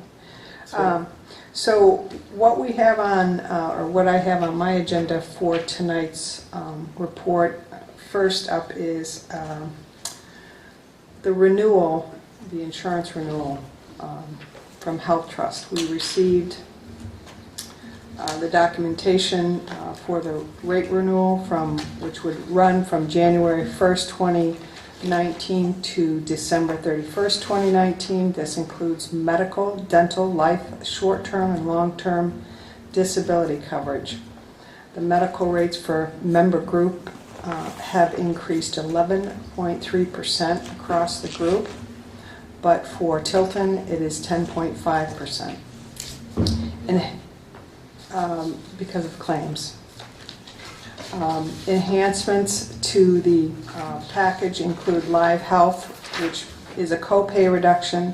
Site of Service also has a copay reduction. There's a new Site of Service benefit option, but there are higher copays, deductibles, and maximum out-of-pocket limits. Convenient MD, which is a new service, includes infusion therapy. And I'm going to pass around the document. I'm just giving you the highlights, and at the very back, if you agree with all of this, we're going to have you sign it tonight. Slice of Life, which is part of one of the benefits, there's no change. There will be an impact for the police department with their contract, because apparently their contract says anything above 5% increase they have to pick up. Dental has been increased 2.3% to the current rates. Short-term disability has actually seen a 15.6% rate reduction from 32 cents down to 27 cents. There's no change in life and long-term disability. And if we're going to implement these plan changes, we need to communicate that and be completed by November 27th, because any changes after that will have to be effective, made in March of 2019.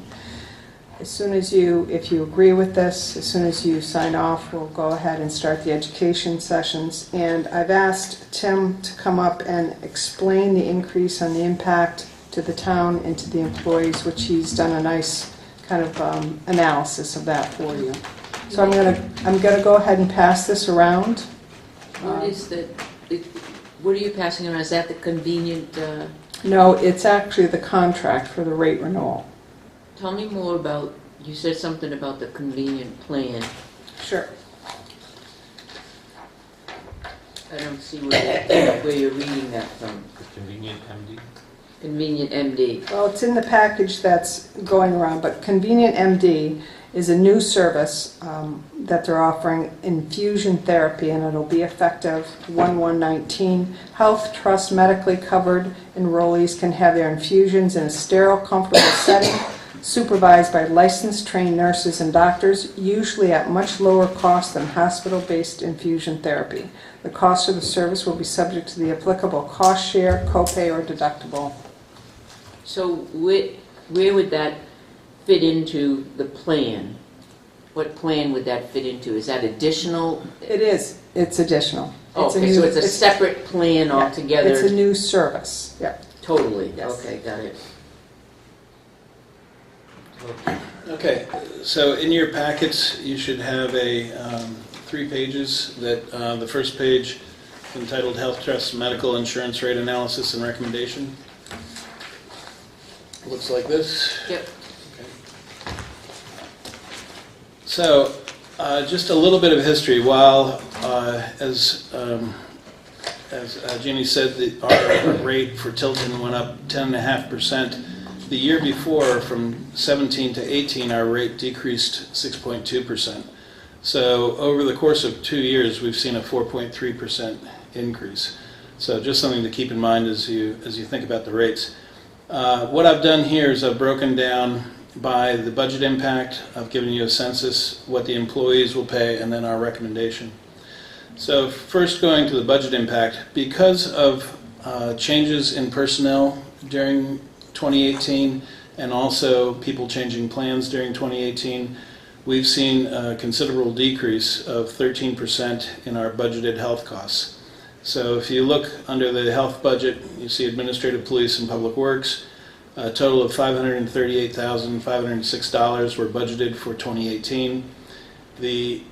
Based on the current census of employees and plans going into 2019, the current employees that we have in place, along with the plans that are most likely they'll keep, are a total of $468,463, so a reduction of $70,043. So in spite of the fact that the rate went up because of the personnel changes we had, where we had people at the beginning of the year who had family plans who left, and maybe someone came in with a single plan or was on a buyout, because of all those changes during the year, we're going to see a $70,000 reduction in our health budget from year to year. Under the plan census, you can see how the plans break down for non-union and union. We have a total of 26 medical plans, 15 of which are non-union, 11 of which are union. So probably the biggest and most significant change here is a provision in the collective bargaining agreement for 2019 and 2020, which stipulates that any union member on the ABSOS plan will bear the burden of a rate increase over 5%. So because the rate was in excess of 5%, they're now going to see deductibles, or copays, or deductibles rather. And I've listed this out in the next sheets, which I can go through. But basically, looking at what the max out-of-pocket costs are for an employee, that's what this employee impact shows you, is that in the non-union and union AB20, you'll see the increase was 10.5%. So because the union contribution is 23% and the non-union contribution is 12%, the max on a family plan for non-union is $34.60 for an AB20, and for a family plan under the union for an AB20 is $6,630. If you move over to the ABSOS, which is the site of service plans, because not only were the premiums changed, but also we went from a 40% offset of their deductible to a 25% offset of the deductible for 2019. You can see where in 18 what the out-of-pocket costs were for the employee, and then in 2019 what the out-of-pocket costs are. Obviously, in the union ABSOS, that's where the largest percent increases are. But even taking into account these are large percent increases, the total dollars out of pocket are still significantly less than the union AB20 costs. So in other words, an employee that's on a family plan on the AB20 is going to pay $6,630 out of pocket. If they're the family plan on the ABSOS plan, they're going to pay a maximum of $3,406 out of pocket. And keep in mind that because of the way that that deductible works, or their maximum out-of-pocket deductible works, that if they're all healthy, if the family is healthy during the year, they may not necessarily have that max out-of-pocket cost. But it's represented here to show what the impact to an employee could be. So the bottom line is that the union family plan is still going to be $2,300 less than a union AB20 plan. So our recommendation, Jeannie, Joyce, and I went through this. We looked at the census, we looked by employee, and we felt because of the timing of the year and the need to go right into open enrollment because of where we are in the year, as well as the fact that the budget is going to be less for 2019, and the fact that we've implemented this provision that the contract stipulated. We felt it was important to accept the rates as they are and execute the transmittal to Health Trust.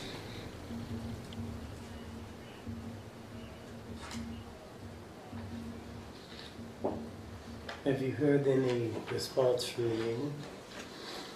They've not seen any of the figures yet. I think they know that there was an increase, but that was one of the negotiated items, and it's very clearly spelled out in the contract how this works, not only for 2019, but also for 2020. I think it was important to have the selectmen take a look at it first.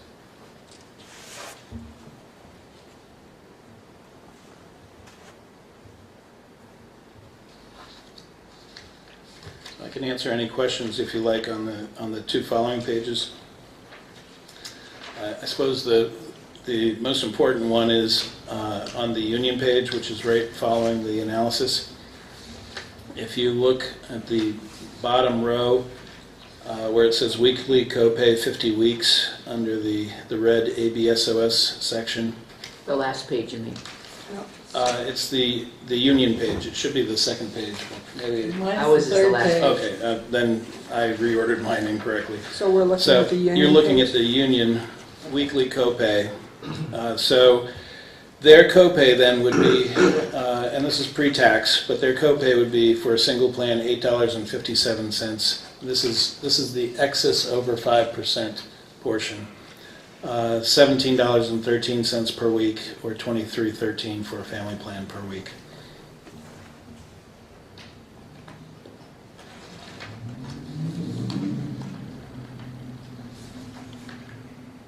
Make a motion, we accept the health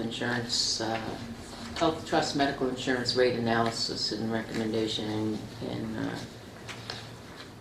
rates and execute the transmittal with Health Trust for 2019. Second. We have a motion and a second. Any more discussion? All those in favor say aye. Aye. Aye. Aye. Opposed? Oh, that was unanimous. So moved. Tim, thanks. Thank you. I just want to thank Tim for doing this thorough analysis on this Great job. for us, so thank you. Hey, one more question. What's our rate for reimbursement buyout? It's the same. So for a family plan, it's $7,500. For a two-person, it's $4,500, and for a single plan, it's $3,000. You still recommend that? Oh, absolutely. Yeah. And how many people do we have taking advantage of that? We do have more. I could, off the top of my head, I think there's about 8 that have some form of that. So where they could qualify for a family or two-person, and there's some form of buyout. In some cases, there are differentials, but there's about 8, and I'll be happy to give you a savings of what that equates to. But I guess what I'm getting at, this would be the time of year to educate people on our buyout plan, because their spouses will also be signing up for their health insurance, and they could get the numbers out. So as much as we can educate people on the buyout, the better for us, and it puts some cash in the employees' pockets that it's always good to do. Absolutely. So if we can do a big educational piece. Great. Thank you. Thank you, Tim. Back on at the October 17th Selectmen's meeting, you received the weekly report from Kevin Duvall, and he had responded to the Select Board about your question about the cost, the purchase of a new liner for the ice rink. And I just wanted to bring that back to your attention. because I believe if you want to have that happen, you need to make a decision soon, because he said it would take 3 weeks to get that liner. And if you recall from that report, what he said was a 10 mil 4 layer 70 by 110 would be $1,704.30. It would take 2 to 3 weeks to build and ship time from the manufacturer. So I just wanted to bring that back down, back around. 1,704? $1,704.30. Is that from Nice Rink, or is that? It's from Nice So Rink. that's buying the liner? Let's just go ahead and do it. But we need to really be careful of where we store that from now on. And I think knowing the professionalism that we now bring to the Public Works Department, that will be taken care of. So do we need a motion to I've approve that? so moved. So seconded. So we have a motion and a second to purchase a replacement liner for $1,704.30. And 30 cents. Under discussion. Under discussion. Go ahead. Chair. It seems to me that if we spend a large amount of money on the ice rink, and the ice rink, in my estimation, has been underutilized. And I'm curious, are we still talking about setting it up on the ball field? Because I think that will continue to make it underutilized.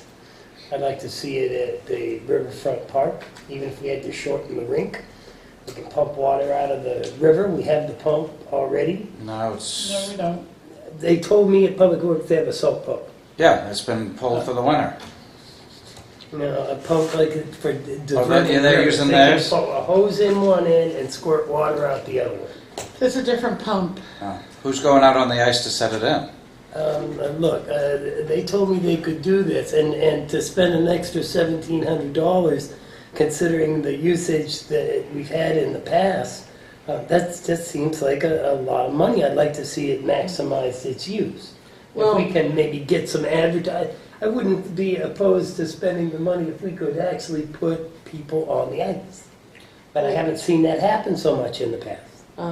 At our last meeting when we discussed this, it was asked that the park commissioners considered that, and since they'd already met, they haven't had a chance to look at all the variables, such as the impact to the irrigation system and the heads that are all through Riverfront Park.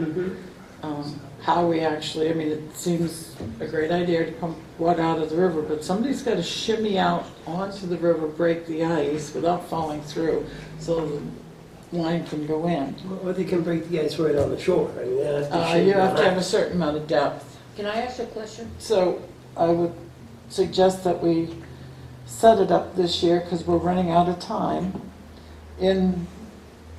on 132, and we will ask the park commissioners to diligently look at putting it in Riverfront Park. Can we also ask the Conservation Commission to maybe consider Salmon Run? What's the water supply? We actually River, same can't do thing. that You ever because seen it's the- no man-made structures in the easement. It's a conservation.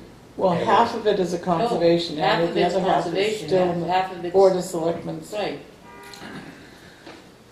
We have not relinquished that to the park commission, to the Conservation Commission. Really? Yeah, Ernie's is still under the So the Board of Ernie's Selectmen. part of the Ernie's part of that in the winter, would it be conceivable to actually put one there where the parking is already there in existence to the trail and everything?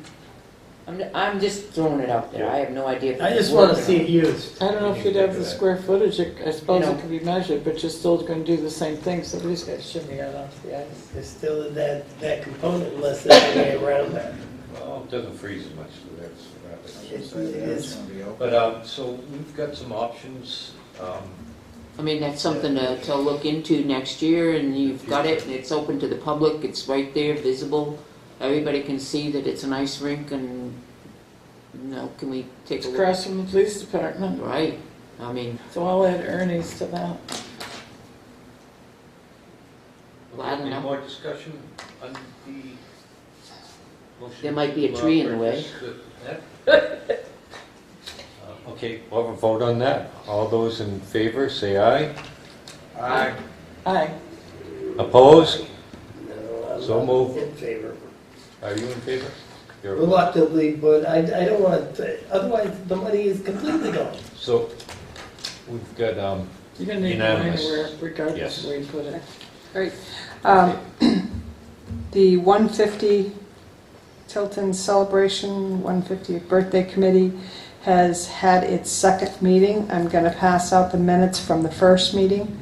The second meeting was this afternoon, and the committee members plan to meet again on November 8th, and they would like to come to the select board on November 15th to give you an update of where they're at and to get your input and approval about moving forward.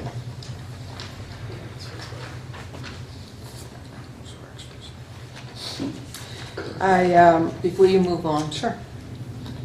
it's a pet peeve of mine. We're signing a legal contract and a legal document, and our names should be our formal names, not abbreviated names, like Pat. Should be Patricia. Does that be the last one? I'll make sure Okay. moving forward that will happen. Just future reference. Okay. Thanks. I attended the meeting of the Police Building Study Committee the other day, and I was asked if I would serve as the secretary on the committee, and the next step is, which I said yes, as long as the selectmen would approve it. So that is the question before you. Works for me. Joyce, was it right? problem with that? Yes, Joyce was, so I would I'd be more essentially... inclined to say thank you for volunteering. Indeed. All right. And just FYI, the next meeting of the Police Building Study Committee is November 27th at 6 o'clock, and it will be at the Tilton Police Department. Hello? I have a question about the study committee. Downstairs, town hall. No, there's, Conflicting meetings that night. we've got 2 meetings going on that night. 5:30 is Tilton Fire, District, and When upstairs did that is change? Planning. What do you mean? planning, When did that budget. change? What do you mean, when did what The change? meeting changed, the meeting place changed, because when we Okay. left there, it was Tilton, when we left the meeting the Because other they night. didn't know about the conflicting. I So don't we understand. should have gotten an email then, okay. Go on. Is that committee Communication. looking at more than one property? Yes. We have 2. Plan A and Plan B. Okay. So I just want to go back a minute to understand what you said about, we just found out today that we had to change the location for the meeting because there were conflicting meetings. Are you saying that you wanted to know via email before the selectmen's meeting that was happening? Just so I understand going forward. Do the other people know that the meeting has been At this changed? point, the only one who knows is the chief and the chief, Okay. because, so no one else knows, except now the select board. Yeah, that's fine. I'll go with it.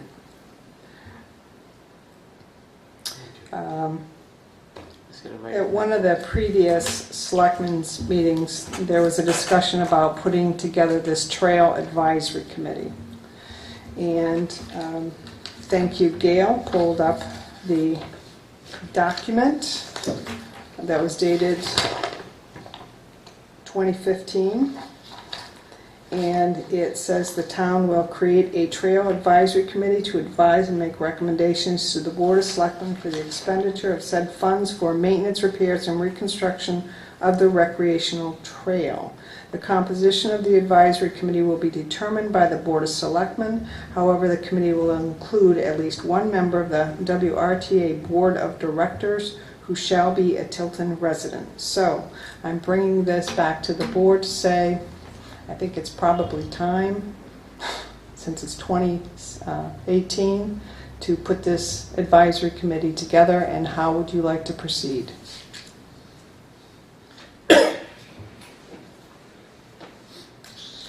Who'd like to be on the Winnipesaukee River Trail Advisory Committee from the Board of Selectmen? Don't all jump into the gap at once. So, It depends on when they meet. I wouldn't mind being on it. John, you would? I don't believe they're meeting. I got more things than I can do. I'd love to show up, but I can't. If they meet in the evening, I don't mind being on it. Who are you going to get from the WRT from? Oh, Ken. It doesn't speak to that in the documentation. So at least two. Three, rather. The chairman asked how many people on the committee. It doesn't speak to that. So I think it's really the composition and the number is, the way that I read this, is up to the select board. I think it would be important to have somebody that uses the trail on a regular basis, whether it be a biker or a jogger or something like that, so if we can seek somebody out. I'd like to think if one of the Conservation Commission members would be on it.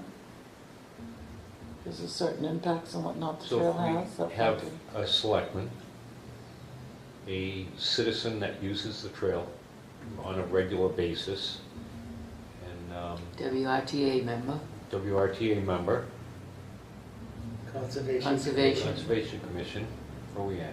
You have 4 right now. You have a trail user who uses it on a regular basis, Conservation Commission member, a selectman, and a WRTA. So you probably would want one more. Someone from the police department. I think that might be a fine idea. They patrol it, and they're right across the street from the terminal and at Ernie's. Not Ernie's, but you know. Is that gonna be on the clock? You know it well. Do you call it Martin's Meadow? You know it well. And well, the other thing is with schedules and all, it's, Unless we can get a member of the police department who's a volunteer. There are some who ride bicycles and they use the trail, and I know this, but would they Well, volunteer? I don't know. Well, the chief might want to sit in on it. There you go. How you feel So about we- that, chief, in your spare time? So we probably should get this, put a date that we want to push it out, so, and formulate, so, There might be somebody that wants. the end of the that year. does the. If try and get it done before the end of the year, we can get a committee. Yeah. Might And be go good. out in the spring and start making recommendations. Well, they could actually go out now and look and see at the trees that need to be cut down, limbed and whatnot. If we had the committee in Yeah. place, that would So be a do great we thing. want to put it on the website, or do we want to go see Yeah. people out, or put something on the bulletin board down there? Everything, All of those are great ideas. everything. Yeah. They really are. We're Those all looking those for are great ideas. participation, and if we get more than 5 volunteers, hallelujah. That's the only ones they could think of. Is there a selectman that wants to be on Right. it? A selectman? Pat? Pat said that she would be willing. I would be willing, if I could, if it didn't conflict with my work, I would. Got a selectman. If I didn't have to walk the whole entire trail. no. Oh, yeah. The police department has electric bicycles. Oh, can I have that electric bicycle there, or just, I'll borrow it. Power. Yeah, that'd be great. It's just for recommendations for expenditures, right? We'll just go get the Is PD. there any of the trail repair, like it was closed this So- year because nobody was doing it? What is their charge? Let me just read it again. The town will create a trail advisory committee to advise and make recommendations to the Board of Selectmen for the expenditure of said funds for maintenance, repairs, and reconstruction of the recreational trail. It's washing funds. away here, the rail And the is going funds there. are the $10,000. Which we haven't seen yet. Because we haven't. How made- much have we seen? I There don't is an account that was started, but I don't know. Did they actually start the fund? My understanding from Tim is we have received money and there is a fund. Oh, okay. I just don't know how much I there didn't is in realize we it. It really should had be that. 10,000. So I we'll don't get some know. more research on Okay. what the fund is, where it's being held, and Yeah. then start forming the committee. Who would qualify as a WRTA member from the town of Tilton? Ken Ken Norton? Norton. Ask Ken and maybe Lauren Yeah. as well, right? Might be eligible for that. Be perfect candidates. So you've got then a trail, whoa, Thank you, Jim. sorry about that. Time for my dog's medication. Well, And I'm not there. So you've still got outstanding a Conservation Commission member and a trail user. Any ideas, thoughts? Well, Lauren is definitely a trail user, Ken's wife. Or a daughter, too. The daughter, that would be a perfect idea too. Great to have. Yep, Get some, What about conservation? I think we'd need to ask. I mean, I would volunteer, but I think it'd be good to have some non-selectmen too. So. Let's they're put going it out to the be meetings, so let's Conservation put it out Commission. to the chair. Yeah, Okay, I will ask the chair. right, And that leaves one person from the police department? right. And Chief, we already nominated him. Chief, Yeah, if it could is- say chief or designee. and- right, and- chief or designee because he might know somebody. Okay, It's familiar with the bikers. okay, good. Thank you. Wow, we just swore somebody in tonight. Yeah. Just nominate him. No other committees have hit them yet, so. congratulations. So Let me just text him. No. the next thing I wanted to discuss, Mr. Chairman, you thought you wanted to go into a non-public? I think so on that discussion of, So this has to do with property, so yes. So, want to do that right now? I have a couple of questions for the chief before we go non-public. Okay. I have a couple for the town administrator. So, one's not really a question, chief, but all of the stuff for movie night in the park is still being stored in the kitchen at the park. It has to be removed. They're trying to get ready for the Christmas event, and that's where we store a lot of stuff, but we can't. Okay. There is no place in Riverfront Park for that stuff to be stored. My suggestion is maybe a trailer, or maybe Public Works, or something, but All right. they can't continue to put it in Riverfront Park. Maybe upstairs in the mezzanine at Public Works. Yeah, we get it out tomorrow. But they need to get that out of there at least by Monday. By Monday. Okay. I'd suggest the senior center, but I'm not sure that would be My safe. other question is, are we giving out placards to other than tenants? So, for the So, parking- Mechanic Street, I was told by a tenant that an individual who owns their home, they're not a renter, they're not a tenant, and they have a driveway, bought a placard that allows them to park in the parking lot there. And our ordinance, as I read it, is just for tenants. Well, we did it, I'd have to look back, I believe it was in the businesses too could get one, the people that worked in the stores. Well, this isn't a store, this is a single-family residence. Yeah, I mean, if he came in and said that he owned property downtown or wanted a permit. He's not downtown. Oh, He's on Mechanic Street and he has his own driveway.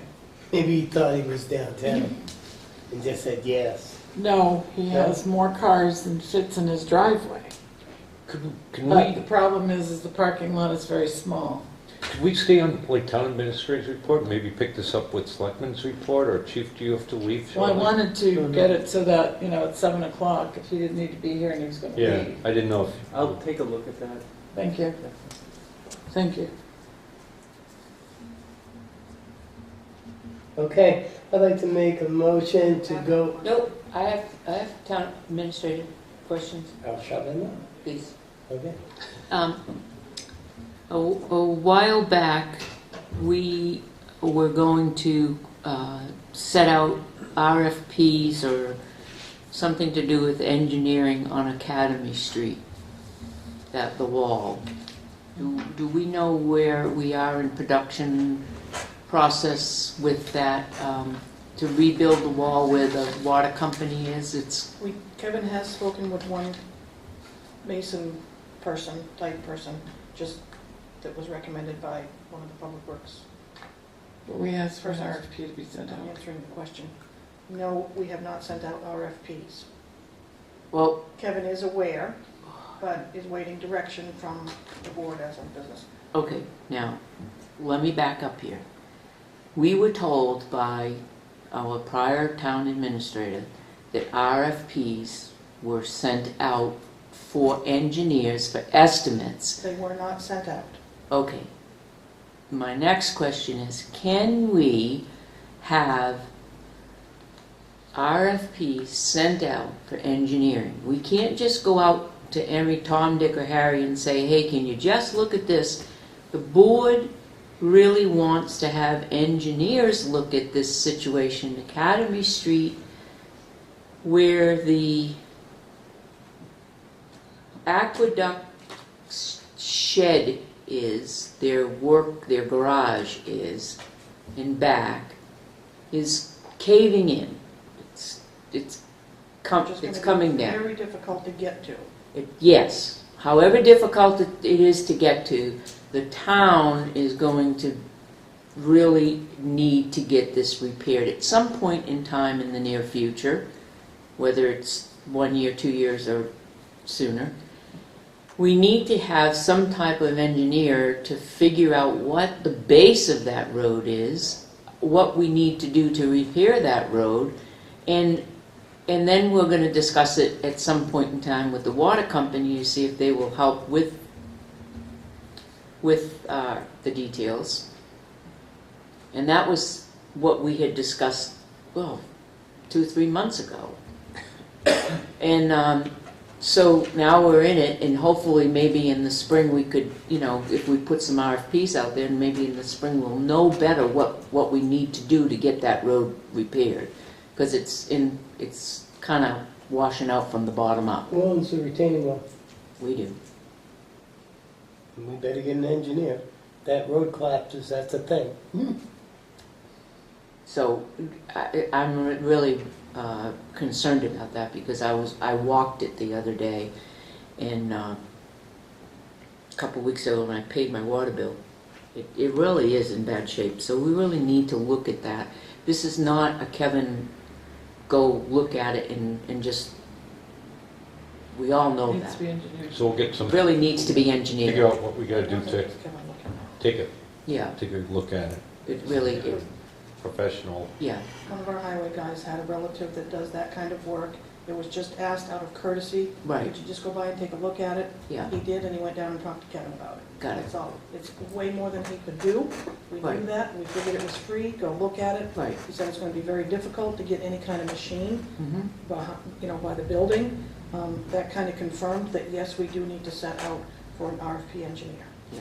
But I think it's something that the Board of Selectmen should handle, not the Public Works Director, to send out that RFP. And I'm just saying that because he's... Say that again, Catherine, I didn't I think the hear. Board of Selectmen should get the RFP sent out, because we have a new Public Works Director, and we've been 2 months So trying That's to why get an I'm- RFP sent out. That's why I'm bringing it up under the town administrator's report, Right. because I really do believe it needs to be the town administrator that does Okay. this in coordination with the Board of Selectmen, I didn't and hear. not with the Public I Works concur. this I time. don't think it was expected that he was going to do that. No, Okay, so we no. get It was under that. Joyce's. It was under Joyce's. Okay, so Right. let's go forward. Let's just move forward and get it done, that's all. Catherine, Yes. do you think if we put in a permanent coffer dam to retain it? Well, we're gonna have to have somebody take a look at it, I right? don't know how you deal with the water. Huh? You have to deal with the water. Right, you do have to deal with the water, and that's going to be an issue. And also, isn't there, at the same time, when they do that, we also have to look at the water, that's the aqueduct water that's there and the sewer that's there. So we definitely want to have some type of engineering study done on it, I so. think Joyce did talk with one person, but I don't know if she ever got So- Okay, we need to send an RFP out to get We'll do engineers. it. Yep. Okay. That's we'll it, take care of bottom line. And I know that there's a whole list that she sends out to. Okay then, I'd like to make a motion to go into non-public session as per RSA 91A:3, paragraph 2D, consider of the acquisition, sale, or lease of real or personal property, which if discussed in public, would likely benefit a party or a person. Second. Okay, we motion second, roll call votes. Constantino? Constantino, yes. Fogg, yes. Scanlon, yes. Jessamine, yes. Dozen, yes. The yeses That's have it. it. We, Then we'll make a we are motion. red is on. I'd like to make a Oh, motion sorry. to seal the minutes of the non-public session as they deal with the potential sale or acquisition or lease of property by the town of Tilton until such time as the matter is resolved. And we have a motion and a second by Catherine. All those in favor say aye. Aye. Aye. Opposed? So moved. Next item. Just wanted to mention that I did deliver the photo to Franklin. They were very happy and sent a nice thank you note. So there's a note, how nice. Yes. I have, Oh, speaking of notes, did you see the FYI? Did you see that note here from Valerie Allen? Nice handmade card. nice, I haven't seen it yet. I do have one question. And that's all I have. I do Okay. have one question for the town administrator, if I Go might. ahead, Joe. You had a meeting today with the Public Works Director. In lieu of the Public Works Director actually being here to ask this question, I would put it to you, maybe you know. According to the payroll authorization book, the Highway Department has 52.25 hours of overtime this week, or last week's. 6 days a week. Well, some of them are 10.75 hours, and I was wondering what the explanation, I've never seen it that high. I was wondering- Amnesty. Amnesty Week, they were open Saturday until 4. Never mind then. That explains it. Thank them for helping And out. well, no, at this point, I'll eat crow and thank them for all they do, because Lord knows, Amnesty Week is a thing down there, and thank you very much. And that answers my question. I have one for the administrator. We've been working on a fireworks ordinance, which I don't think we completed. Yes! Thank you. You're welcome. I would just like to Permit. see it completed, Yes. and I think Thank it's you. something that we could, if we started working on, it would be ready for next season. Got it on my to-do list. Thank you. Thank you. I got it right here. The permit. And the other thing for... So whenever you want to look at it, And I had one thing for the selectmen and It's in town my folder. administrator. I think 2 years ago, there was something from the, Northfield didn't feel like they could take part in our Christmas parade. Do we didn't invite them? Was that? Every year, So make sure that the town of Northfield does get invited? every year, we sent them a letter. We'll do it again. Just wanted to make sure. that would be with, when you meet with Glenn. Tomorrow, I'm meeting with Glenn Smith Maybe you tomorrow. could mention it. I will. My God, we'll still send a letter. Can't hurt. Personally, that'd be good. I'll take a copy. The other thing is can you have them check the lights on the island still? It's, the timer, I think, needs to be adjusted. It comes on They quite a have to do it in 2 weeks anyways. Well, Design changes. you know, it should be done once a week. It really needs to be, somebody needs to have one person assigned to it, say, this is what time dusk is. And if they go up there once a week to check the trash, to just look at the timer, and make sure it's all set. This time it's horrible, because it changes, it seems like by half an hour a day, but. Okay. That's gonna change by an hour a day real So quick. there's no technology out there, John, for a light to go on at dusk and then have the timer kick in to say, once you go on, you stay on for X amount of hours, I would think. That'd be cool. If you spend money, I'm sure they have something that'll do that. There is, this, you can do it Technology's an remotely too. amazing thing. Yeah. We have a simple timer that you set to where it says 6 and it points. It's a good idea to have somebody check the electrical, as a, there probably should be a checklist, check to see if the lights work, check and see if there's vandalism on things. The electrical, we've had people monkey with the outlets. And selectmen's reports are next. And I forgot who started last time, so jump right in there. The only thing I had was the Cedar Street, and we answered that earlier. That's all I had. Oh, and the Spaghetti Supper Senior Center has been canceled due to illness in the committee. So that's going to be rescheduled. I'll let you know when. Pat, did you get the things in your folder for the holiday schedule? You wanted to discuss that on the agenda and in your folder? Yeah, we should discuss that because Christmas is on Tuesday. Tuesday, isn't it? I just put it in here. Christmas is on Tuesday, I believe. Christmas is on a Tuesday, so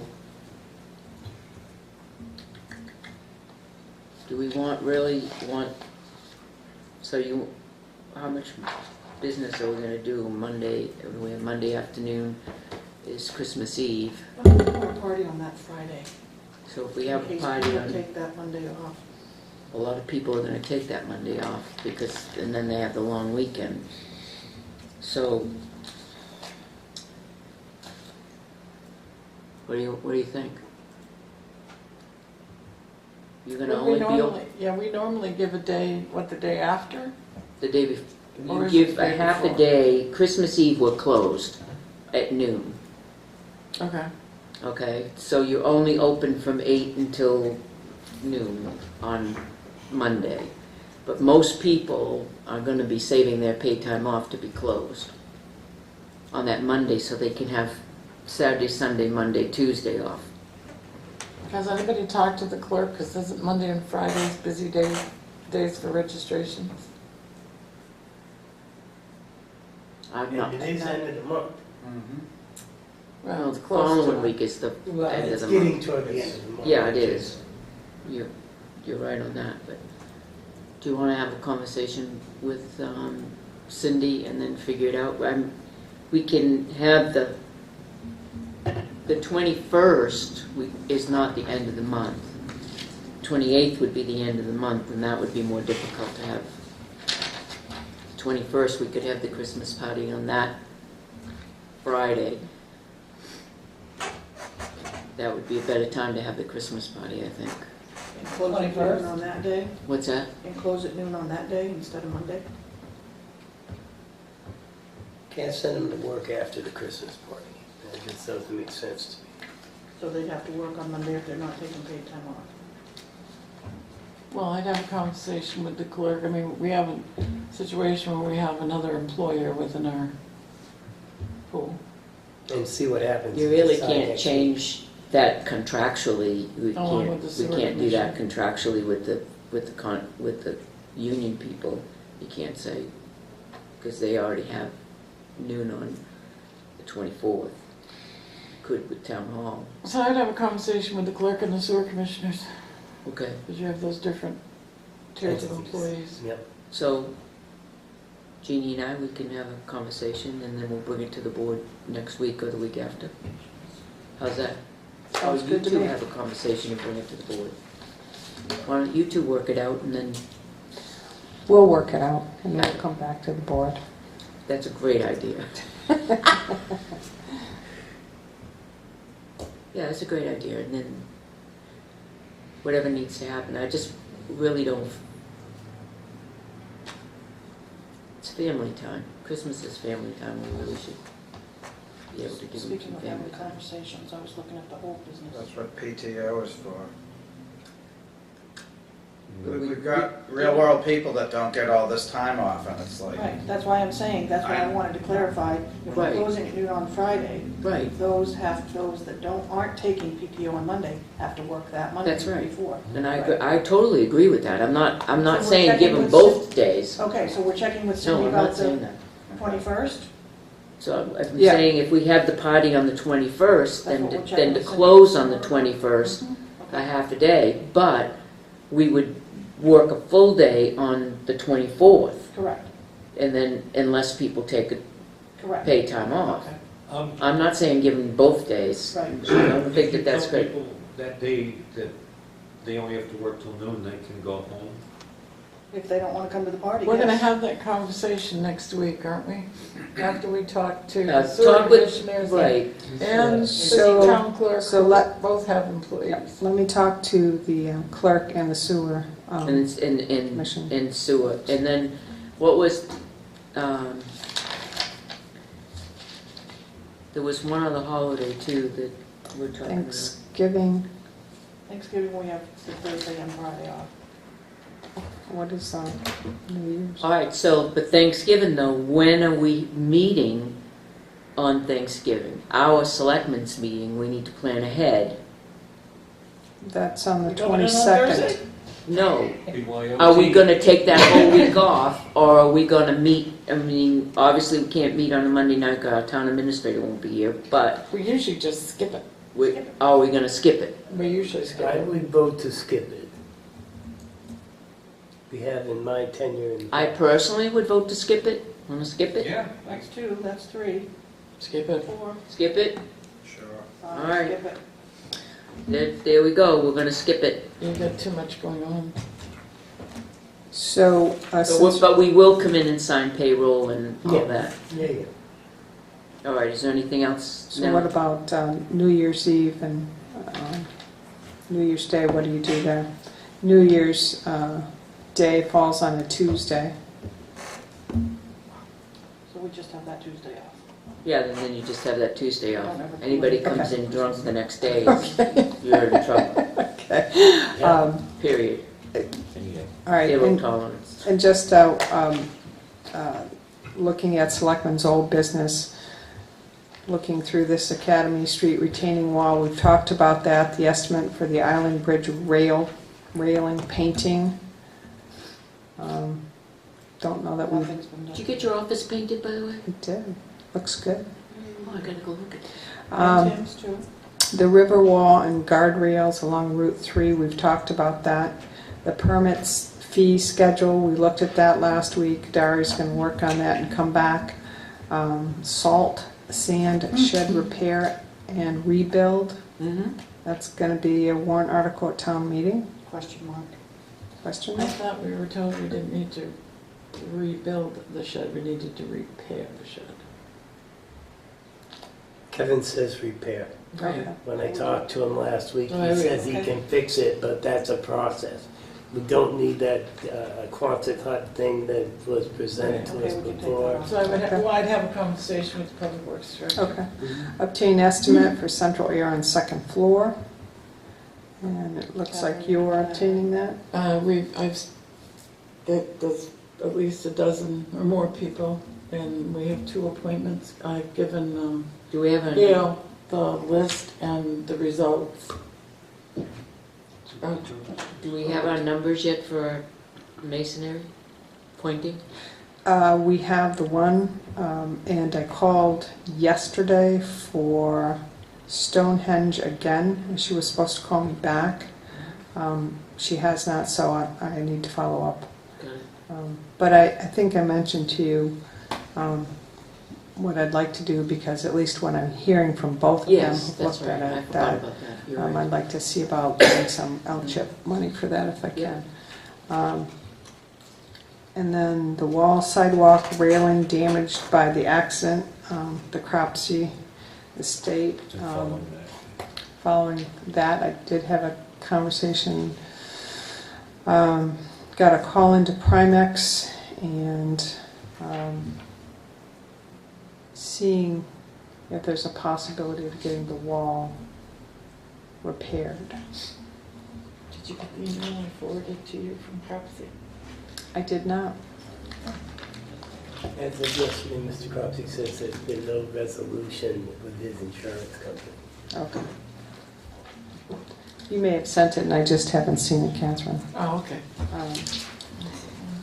And then the last thing on Selectmen's old business is Selectmen to have conversation with sewer regarding sewer employee complying with town's employee manual. Hasn't happened yet. Okay. So that's pending. The, tomorrow night, Joe, are you gonna be a judge? Yes, I'm looking forward to it. Okay, John, are you gonna be a judge? I'm gonna try and get here. States. It's a mad dash. So I'm gonna try to get here by 4:30, Joe, and I will find you. Good, that's when it starts. Right, so I will find you somewhere. I'll be downtown. Donna Rhodes said she was coming. Donna Rhodes, myself, you. Catherine, you gonna be downtown? I would love to be, but I'll be in Dartmouth. Okay, all right. So, we have,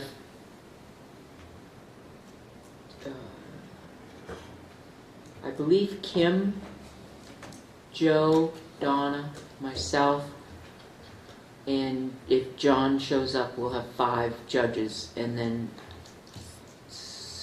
and you're gonna leave everything on the file cabinet. I'll come in and get it, find Joe, and then we'll meet up with you downtown, chief, and we'll get the things rolling. Okay, good. Just wanted to confirm that.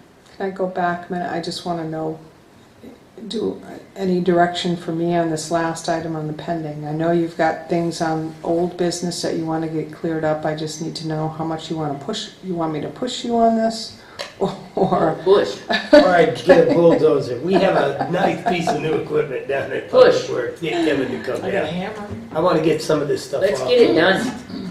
All of it. So, is there anything I can do on the item relative to the sewer conversation? Is there Get in anything? touch with the sewer commission and schedule a meeting. Okay. But you have a majority of the sewer commission here right now. So the issue is, But the sewer commissioners, Yeah, I it's know. never been formally approached to the sewer commissioners, so they could discuss it at their meeting, and there's never been a meeting arranged between the two, and there are 3 sewer commissioners. Yeah. So we shouldn't leave out one. I wasn't insinuating I that know. you should. So do you want me to make that happen at a future meeting? Please. You schedule that with well, the I think that they commission. first need to talk. I think that There needs to they, be a topic right, addressed to the sewer commissioners. right. Specific. So, Well, wait a The minute. background is, Yeah, in '08, they revised, We can't discuss it because you guys are on the sewer commission and you shouldn't be representing any information on the sewer commission. I'm telling you what, Public meeting. oh, I will. In 2008, they revised the employee manual, They. the Board of Board of Selectmen, only, only. Mm-hmm. The sewer commission kept the existing and did not go along with the revised, updated manual, employee manual, which there are significant differences in how they pay time off, sick vacation, benefits, things like that. So there's a big difference. There's one employee, and then there's all the other employees that are going by the new employee manual. So what has to happen is to try to find what a middle of the road, do we need to revise ours to come a little bit this way and they come a little bit this way to make it one. And so we've asked them to go take a look at theirs, the old 2008, and visit with the sewer commissioners and employee and come up with what's not, what they don't like about the 2018 one, I'm going to say 2018 one, the current one, and then come back to the Board of Selectmen and say, this is what we don't like, and then maybe we can come this way a little bit and see if we can't resolve and all be on one page. we have 3 plans in town right now. One is by contract, and then the other 2. so, So we should contact the sewer commission, let them know that we would like to get together and discuss it and go over it, basically what we're talking about, and set up a scheduled meeting with the sewer commission, and it would probably be a non-public personnel. And ask them to look at it, you know, that they're going to look at it first. Once and they come hear to it, then us. they can look at it. Right. and would you like this to happen before the end of the year? It would be nice. Okay, all right. can I just interject and say that the current employee manual that we have from 2015 is in the process, is a working copy, and updates need to be Yes, that also needs to be updated finalized. with us. We're done with that. No, we No. Well, we'll double check into that, because there were revisions That that were should actually voted be on under to be old accepted. business. Correct. The revisions may have been Oh, they accepted, just but they haven't were been never put in? implemented into the manual. Right. So they weren't. So that's something else from the past. We have to do. So we'll wait. Right. So, Yeah, it's really So, quite easy if a we whole- can just get what we have Right, yep, implemented. right. sounds good. Great, thank you. But that would be like a nice work session night. It's almost Oh, there. it'll be fun. Mhm. Well, there's anything to do with budgets and personnel and all that's always fun. But we get. So yes, the answer is yes, push. Smiley. Okay. Thanks. And Pete, do you have anything? Okay, the budget committee has begun to schedule outside agencies to come in, and they're going to have all of them. Johanna should be able to get a schedule out, and if you can ask for it. Once they're all scheduled, and the outside agencies come in and tell what they're about, we ask questions, and they submit their budgets and all that. And that's usually a thing where the selectmen and that, Are we gonna do a joint again this year? it's always, it's an open Can we get meeting, so- copies when they come I was in? gonna say, what would you like? I have everything ready for the binders, and I think you all said you just want the guts. I just want the You guts. just want the- Now, now, when you say guts, do you just want, because what I have is I have a spreadsheet with the name of the outside agency. I want all of your guts. I know you want them. Of what they You had want last what? year and All what of they're asking for this year. Or do Want you all of want it. all of the inserts? I do. I need the inserts because my budget book I turned back in Right, okay. year and a half. Okay. And you'll send us out emails with the schedule for the outside Well, Joanna will agencies? have to do that. That's her. Well, that's I the need budget my- secretary's schedule. I I need, don't have Who's anything the to do with budget that. So we should notify the chairman of the budget Who is the committee. chair? That'll be Jane, Oh, that okay. the selectmen would like to be kept in the loop on the schedule. Jane Alden is the Specifically- chair of the budget Oh, committee. we need that I'm sorry, schedule, Jim. otherwise we're gonna have to schedule those outside agencies again. Might as well do it all at once. Yeah, And that's the idea. yes. Are you saying you want to attend? We usually meet with, when they meet with their outside agencies, we usually attend those meetings so that we don't have to meet with the outside agencies again. We hear and ask questions just the same time they do. I have that. As a board of selectmen? Yes. Or as? No, as a board of Usually- selectmen. Okay. So when it comes in, Wednesday we'll, night? Yep. Yes, it should be, so the only thing we need to do is distribute it once it comes in. You don't need it now. do we ever announce that as a meeting? For the selectmen? The next thing I had on there, I remember back in, I think it was around August or something, we talked about getting some lighting estimates, and there was a company. Carrier? Carrier. Carrier? Yeah. I did hear back from him, but we haven't set anything in stone because who's gonna take him around and do whatever needs to be done with the three facilities? I think Now that he could Jamie's just on show board, up, maybe? and he probably doesn't have to go around. He can go up and Just tell show him the up. three filters. We're looking at, lighting is a key thing, Mhm. and anything else that they have in mind So not it. Well, they could, for getting it us upgraded. that's coordination, schedule a date, make sure the public works director and representative Let Phoebe and him somebody drive here. around. And think they should look at the get lights, that the experience. lighting Sounds good for part us. too. That's already, they're all set over there, aren't they? Who? The If we front can part? save money and update, Oh, okay. I thought that wasn't part of the, I thought it was just DPW, a lot of light over town there. hall, Yep. police. A lot of And light. the senior center. Senior center. Yeah, a lot of lights, let's save money everywhere. All right. So the whole thing, if he could drive around and make recommendations and, Yep, if we And, can save money, we'll go for it. and let him know we'd like to know for budget season.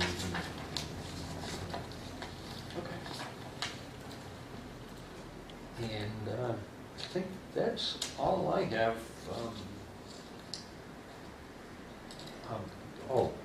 There was the 150th anniversary committee to remind that we're going to want to know how much it's going to be needed to budget. And that was discussed, and you may even want to speak a little bit more about first impressions in the 150th. Oh, okay, sorry. Anyway, I mentioned earlier that the committee was going to come before the selectmen on November 14th. Yeah, the date. 18th, whatever that Thursday is, to talk to you, 15th, to talk about what they propose and what that would look like in terms of a request funds. Didn't want to go outside them. We'll have some, we discussed having That's all I have. smooth transition there. Having discussions about what is our action plan, what do we think we can realistically accomplish, and getting it down to things, and what do we propose.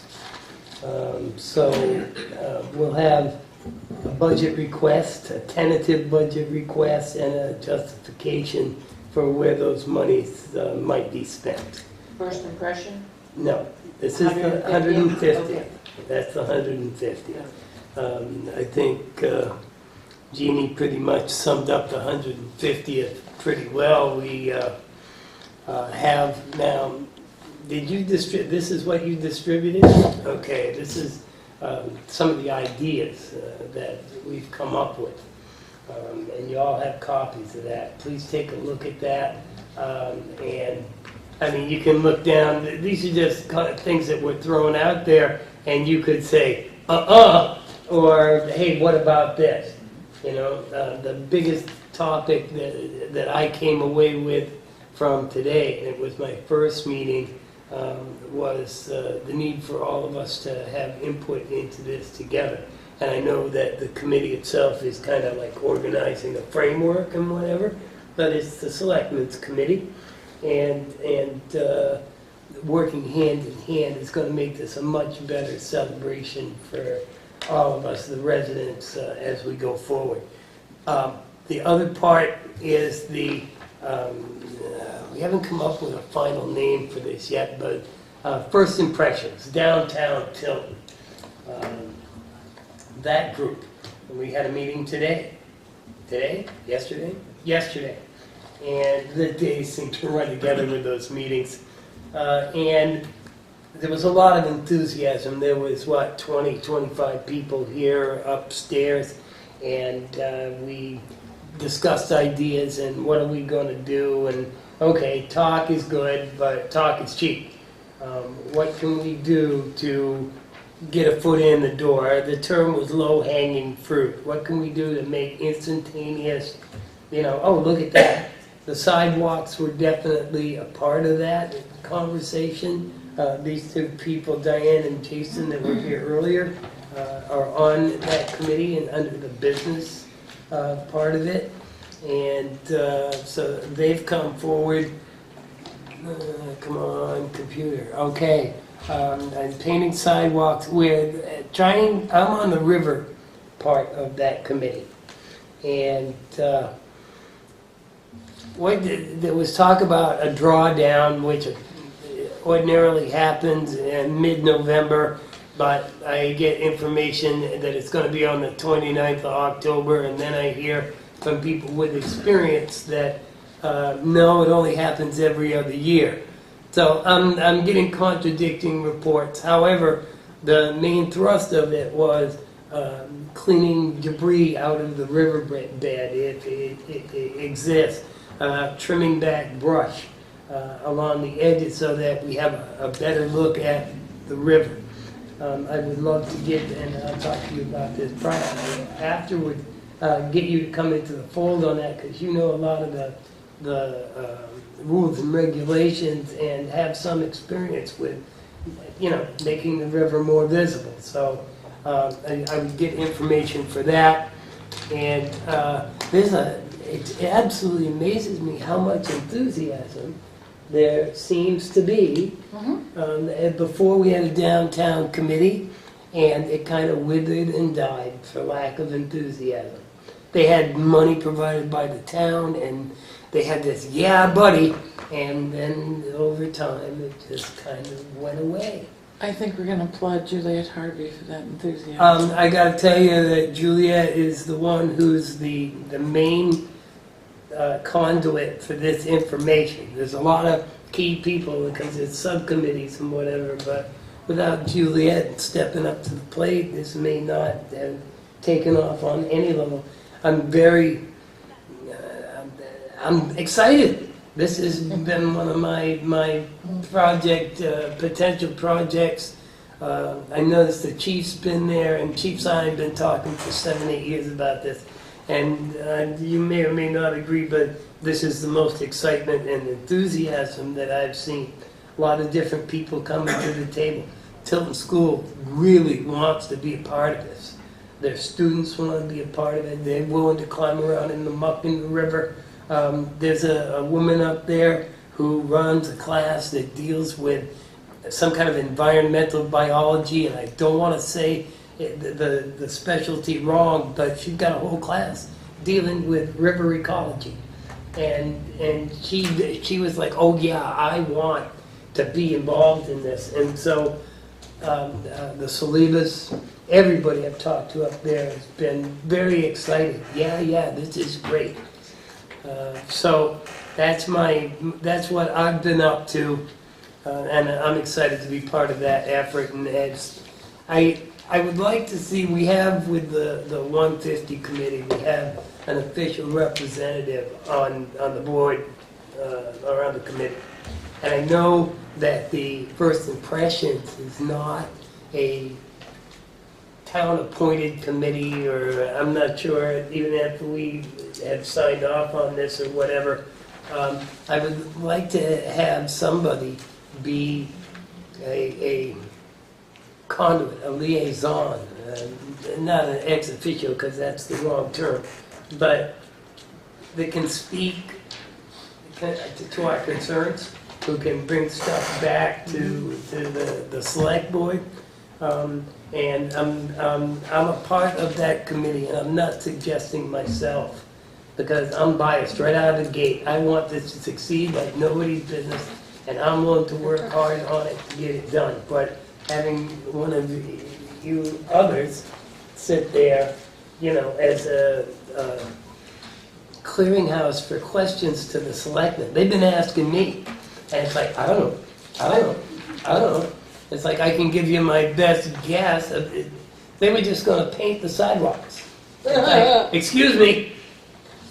Well, it's enthusiasm, and this is a great idea, and it's like, no, wait. You can't just paint the sidewalk. Well, I saw paint on the sidewalk. You can't just paint the sidewalk. You have to come and talk to the select board. Okay? And I will continue to do those kind of things, but if any one of you have an interest in being a conduit for the question, by all means, please become a part. When do they meet, Joe?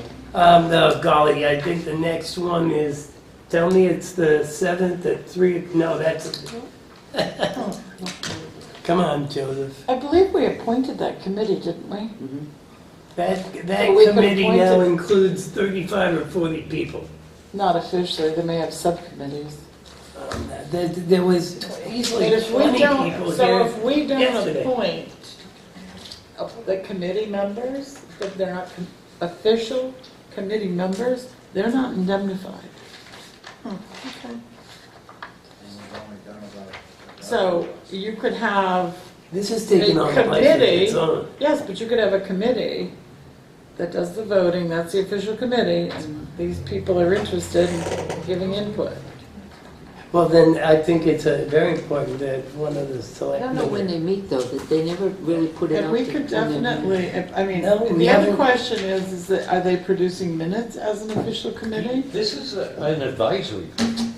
It's just a bunch of people getting together saying, hey, let's talk about this. I and don't think produce it. so. I thought No, that we created this committee. You got together with Juliet and said start a committee? Yes, She came to us. yes, she came to us. And To ask ask. our blessing or to Yep, ask no, ask him us to be to under create our a- I auspices? don't remember, Yeah, but I'm thinking we did, that's We what. did, and we've signed forms for maybe a dozen That's what I thought. tops. Okay, all right, So- see, that, this is news to me. yeah.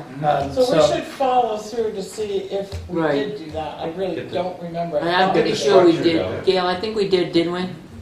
Yeah, we have a folder with all the forms down. For first impressions, right? Okay, Yes. so they have to officially take minutes. Right. They don't have to make an agenda. That's a courtesy. But they do have to officially produce minutes. Huh? Their committee. They're an And official announce committee. their meetings. 91A. Announce their meetings. Okay, so is there anybody interested in I that make a position? motion to appoint Joe Jessman as ex officio from the Board of Selectmen to the, what is it? First impression. First Impressions Committee. Thanks, Joe. That's what they're calling themselves this week. We're looking for another name. You accept that? I would be happy to be, Aye. Okay, all those Aye. in favor say aye? Aye. Aye. and I accept. So can we produce a form for? Uh, We could probably appoint Nadine to do some of that too. I was scared. Okay, so Catherine made a motion, who seconded that? Peter did. Peter did, I'm sorry. Legs The other Pete. flashed outside. It's up to the legs flash for a second after that. Me too, I'm getting Oh, no. angry. I'm fading. I have just faded, that was proof. Here, have some chocolate. Oh, I ate it all. And that's pretty much my report for today. Thanks, Joe. Thank you for your faith and your support.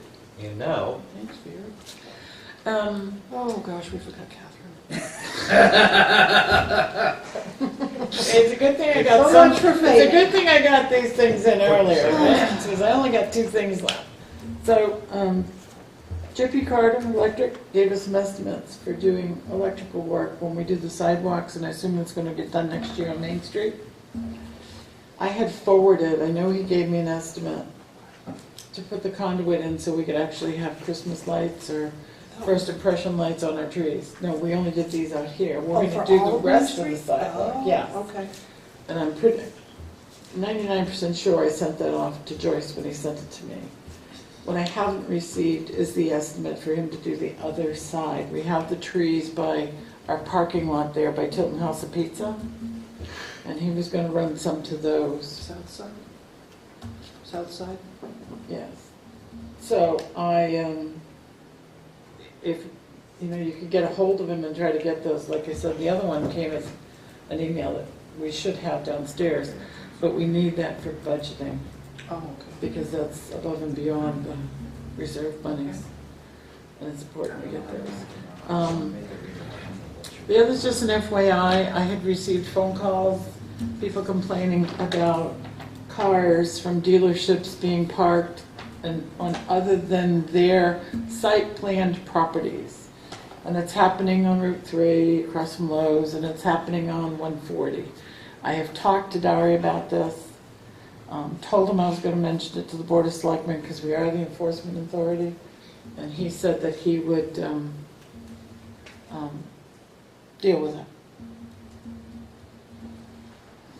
But I just want you You're to be... going to find out how he could deal with it. Well, he's going to talk with Alan, they're going to come Yeah. up with a plan, Yeah. but I wanted the Board of Selectmen to know, because I've gotten like 4 phone calls, and I was trying to I've figure had out why they were myself. calling me, because I'm not the chair, but then I realized, You're selected. I You know, I'm on are the the- planning board, Yeah. it's because I'm the ex-officio on the planning board.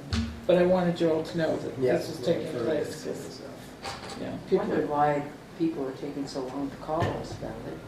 I've heard. Well, I've gotten a couple of calls through the summer, and I bring it up to Dari, but recently I had 3 last week, and I've had 2 this week. I've had one that asked me about the Rusties, where Rusty, Yep. the house, and all of a sudden now it's a car parking lot. Well, and across from Lowe's, it's not site plan for automobile sales. Is that Right. commercial or residential? It's Commercial. It's in a commercial But Rusty's district. house is? I mean, that That was property Yeah. is commercial. Commercial. It's a commercial property, but it's It's got a not site site plan, plan. it's got a site plan on it. And you can only have so many unregistered cars every Right, time. technically, they're two junkyards. Well, that's what somebody else had said to me. We let And I'm getting a lot of different people. And Yeah. then when I was talked to Dari about it earlier in the week, All right. Al's been getting calls about it, so people are getting upset about it. They want answers that I was unable to provide. Well, like I said, I wanted you guys to know because you may be getting the calls. And I'm done. Already done. I do have one other thing, Mr. Chair. Go right ahead. Thank you very much. I have received in my packet that the NRRA is having their annual meeting in Manchester on the 7th. There's a charge for that. I've always gone in the past. And considering the state of recycling and how recycling has changed in the last several years, and me being out of the loop for some of that time, I think that I would like to go. I'd like to make a motion that we send Joe. It's $30. Second, Should we send Kevin as well? I think that's a wonderful thing if he's available. It's I'll Wednesday, amend my November second. 7th at noon in Manchester. We could ride together. Sounds like you're going to a gun Okay, show. all those in favor say aye. aye. Opposed? So moved unanimously for Kevin Um, and Joe, if they so wish. I have a motion. Motion to adjourn? Second. Yes. All those in favor? Oh, yes. Thank you all very much. Just left, got ready for a part. We have some bills. A couple, Joe. Yep. Catherine.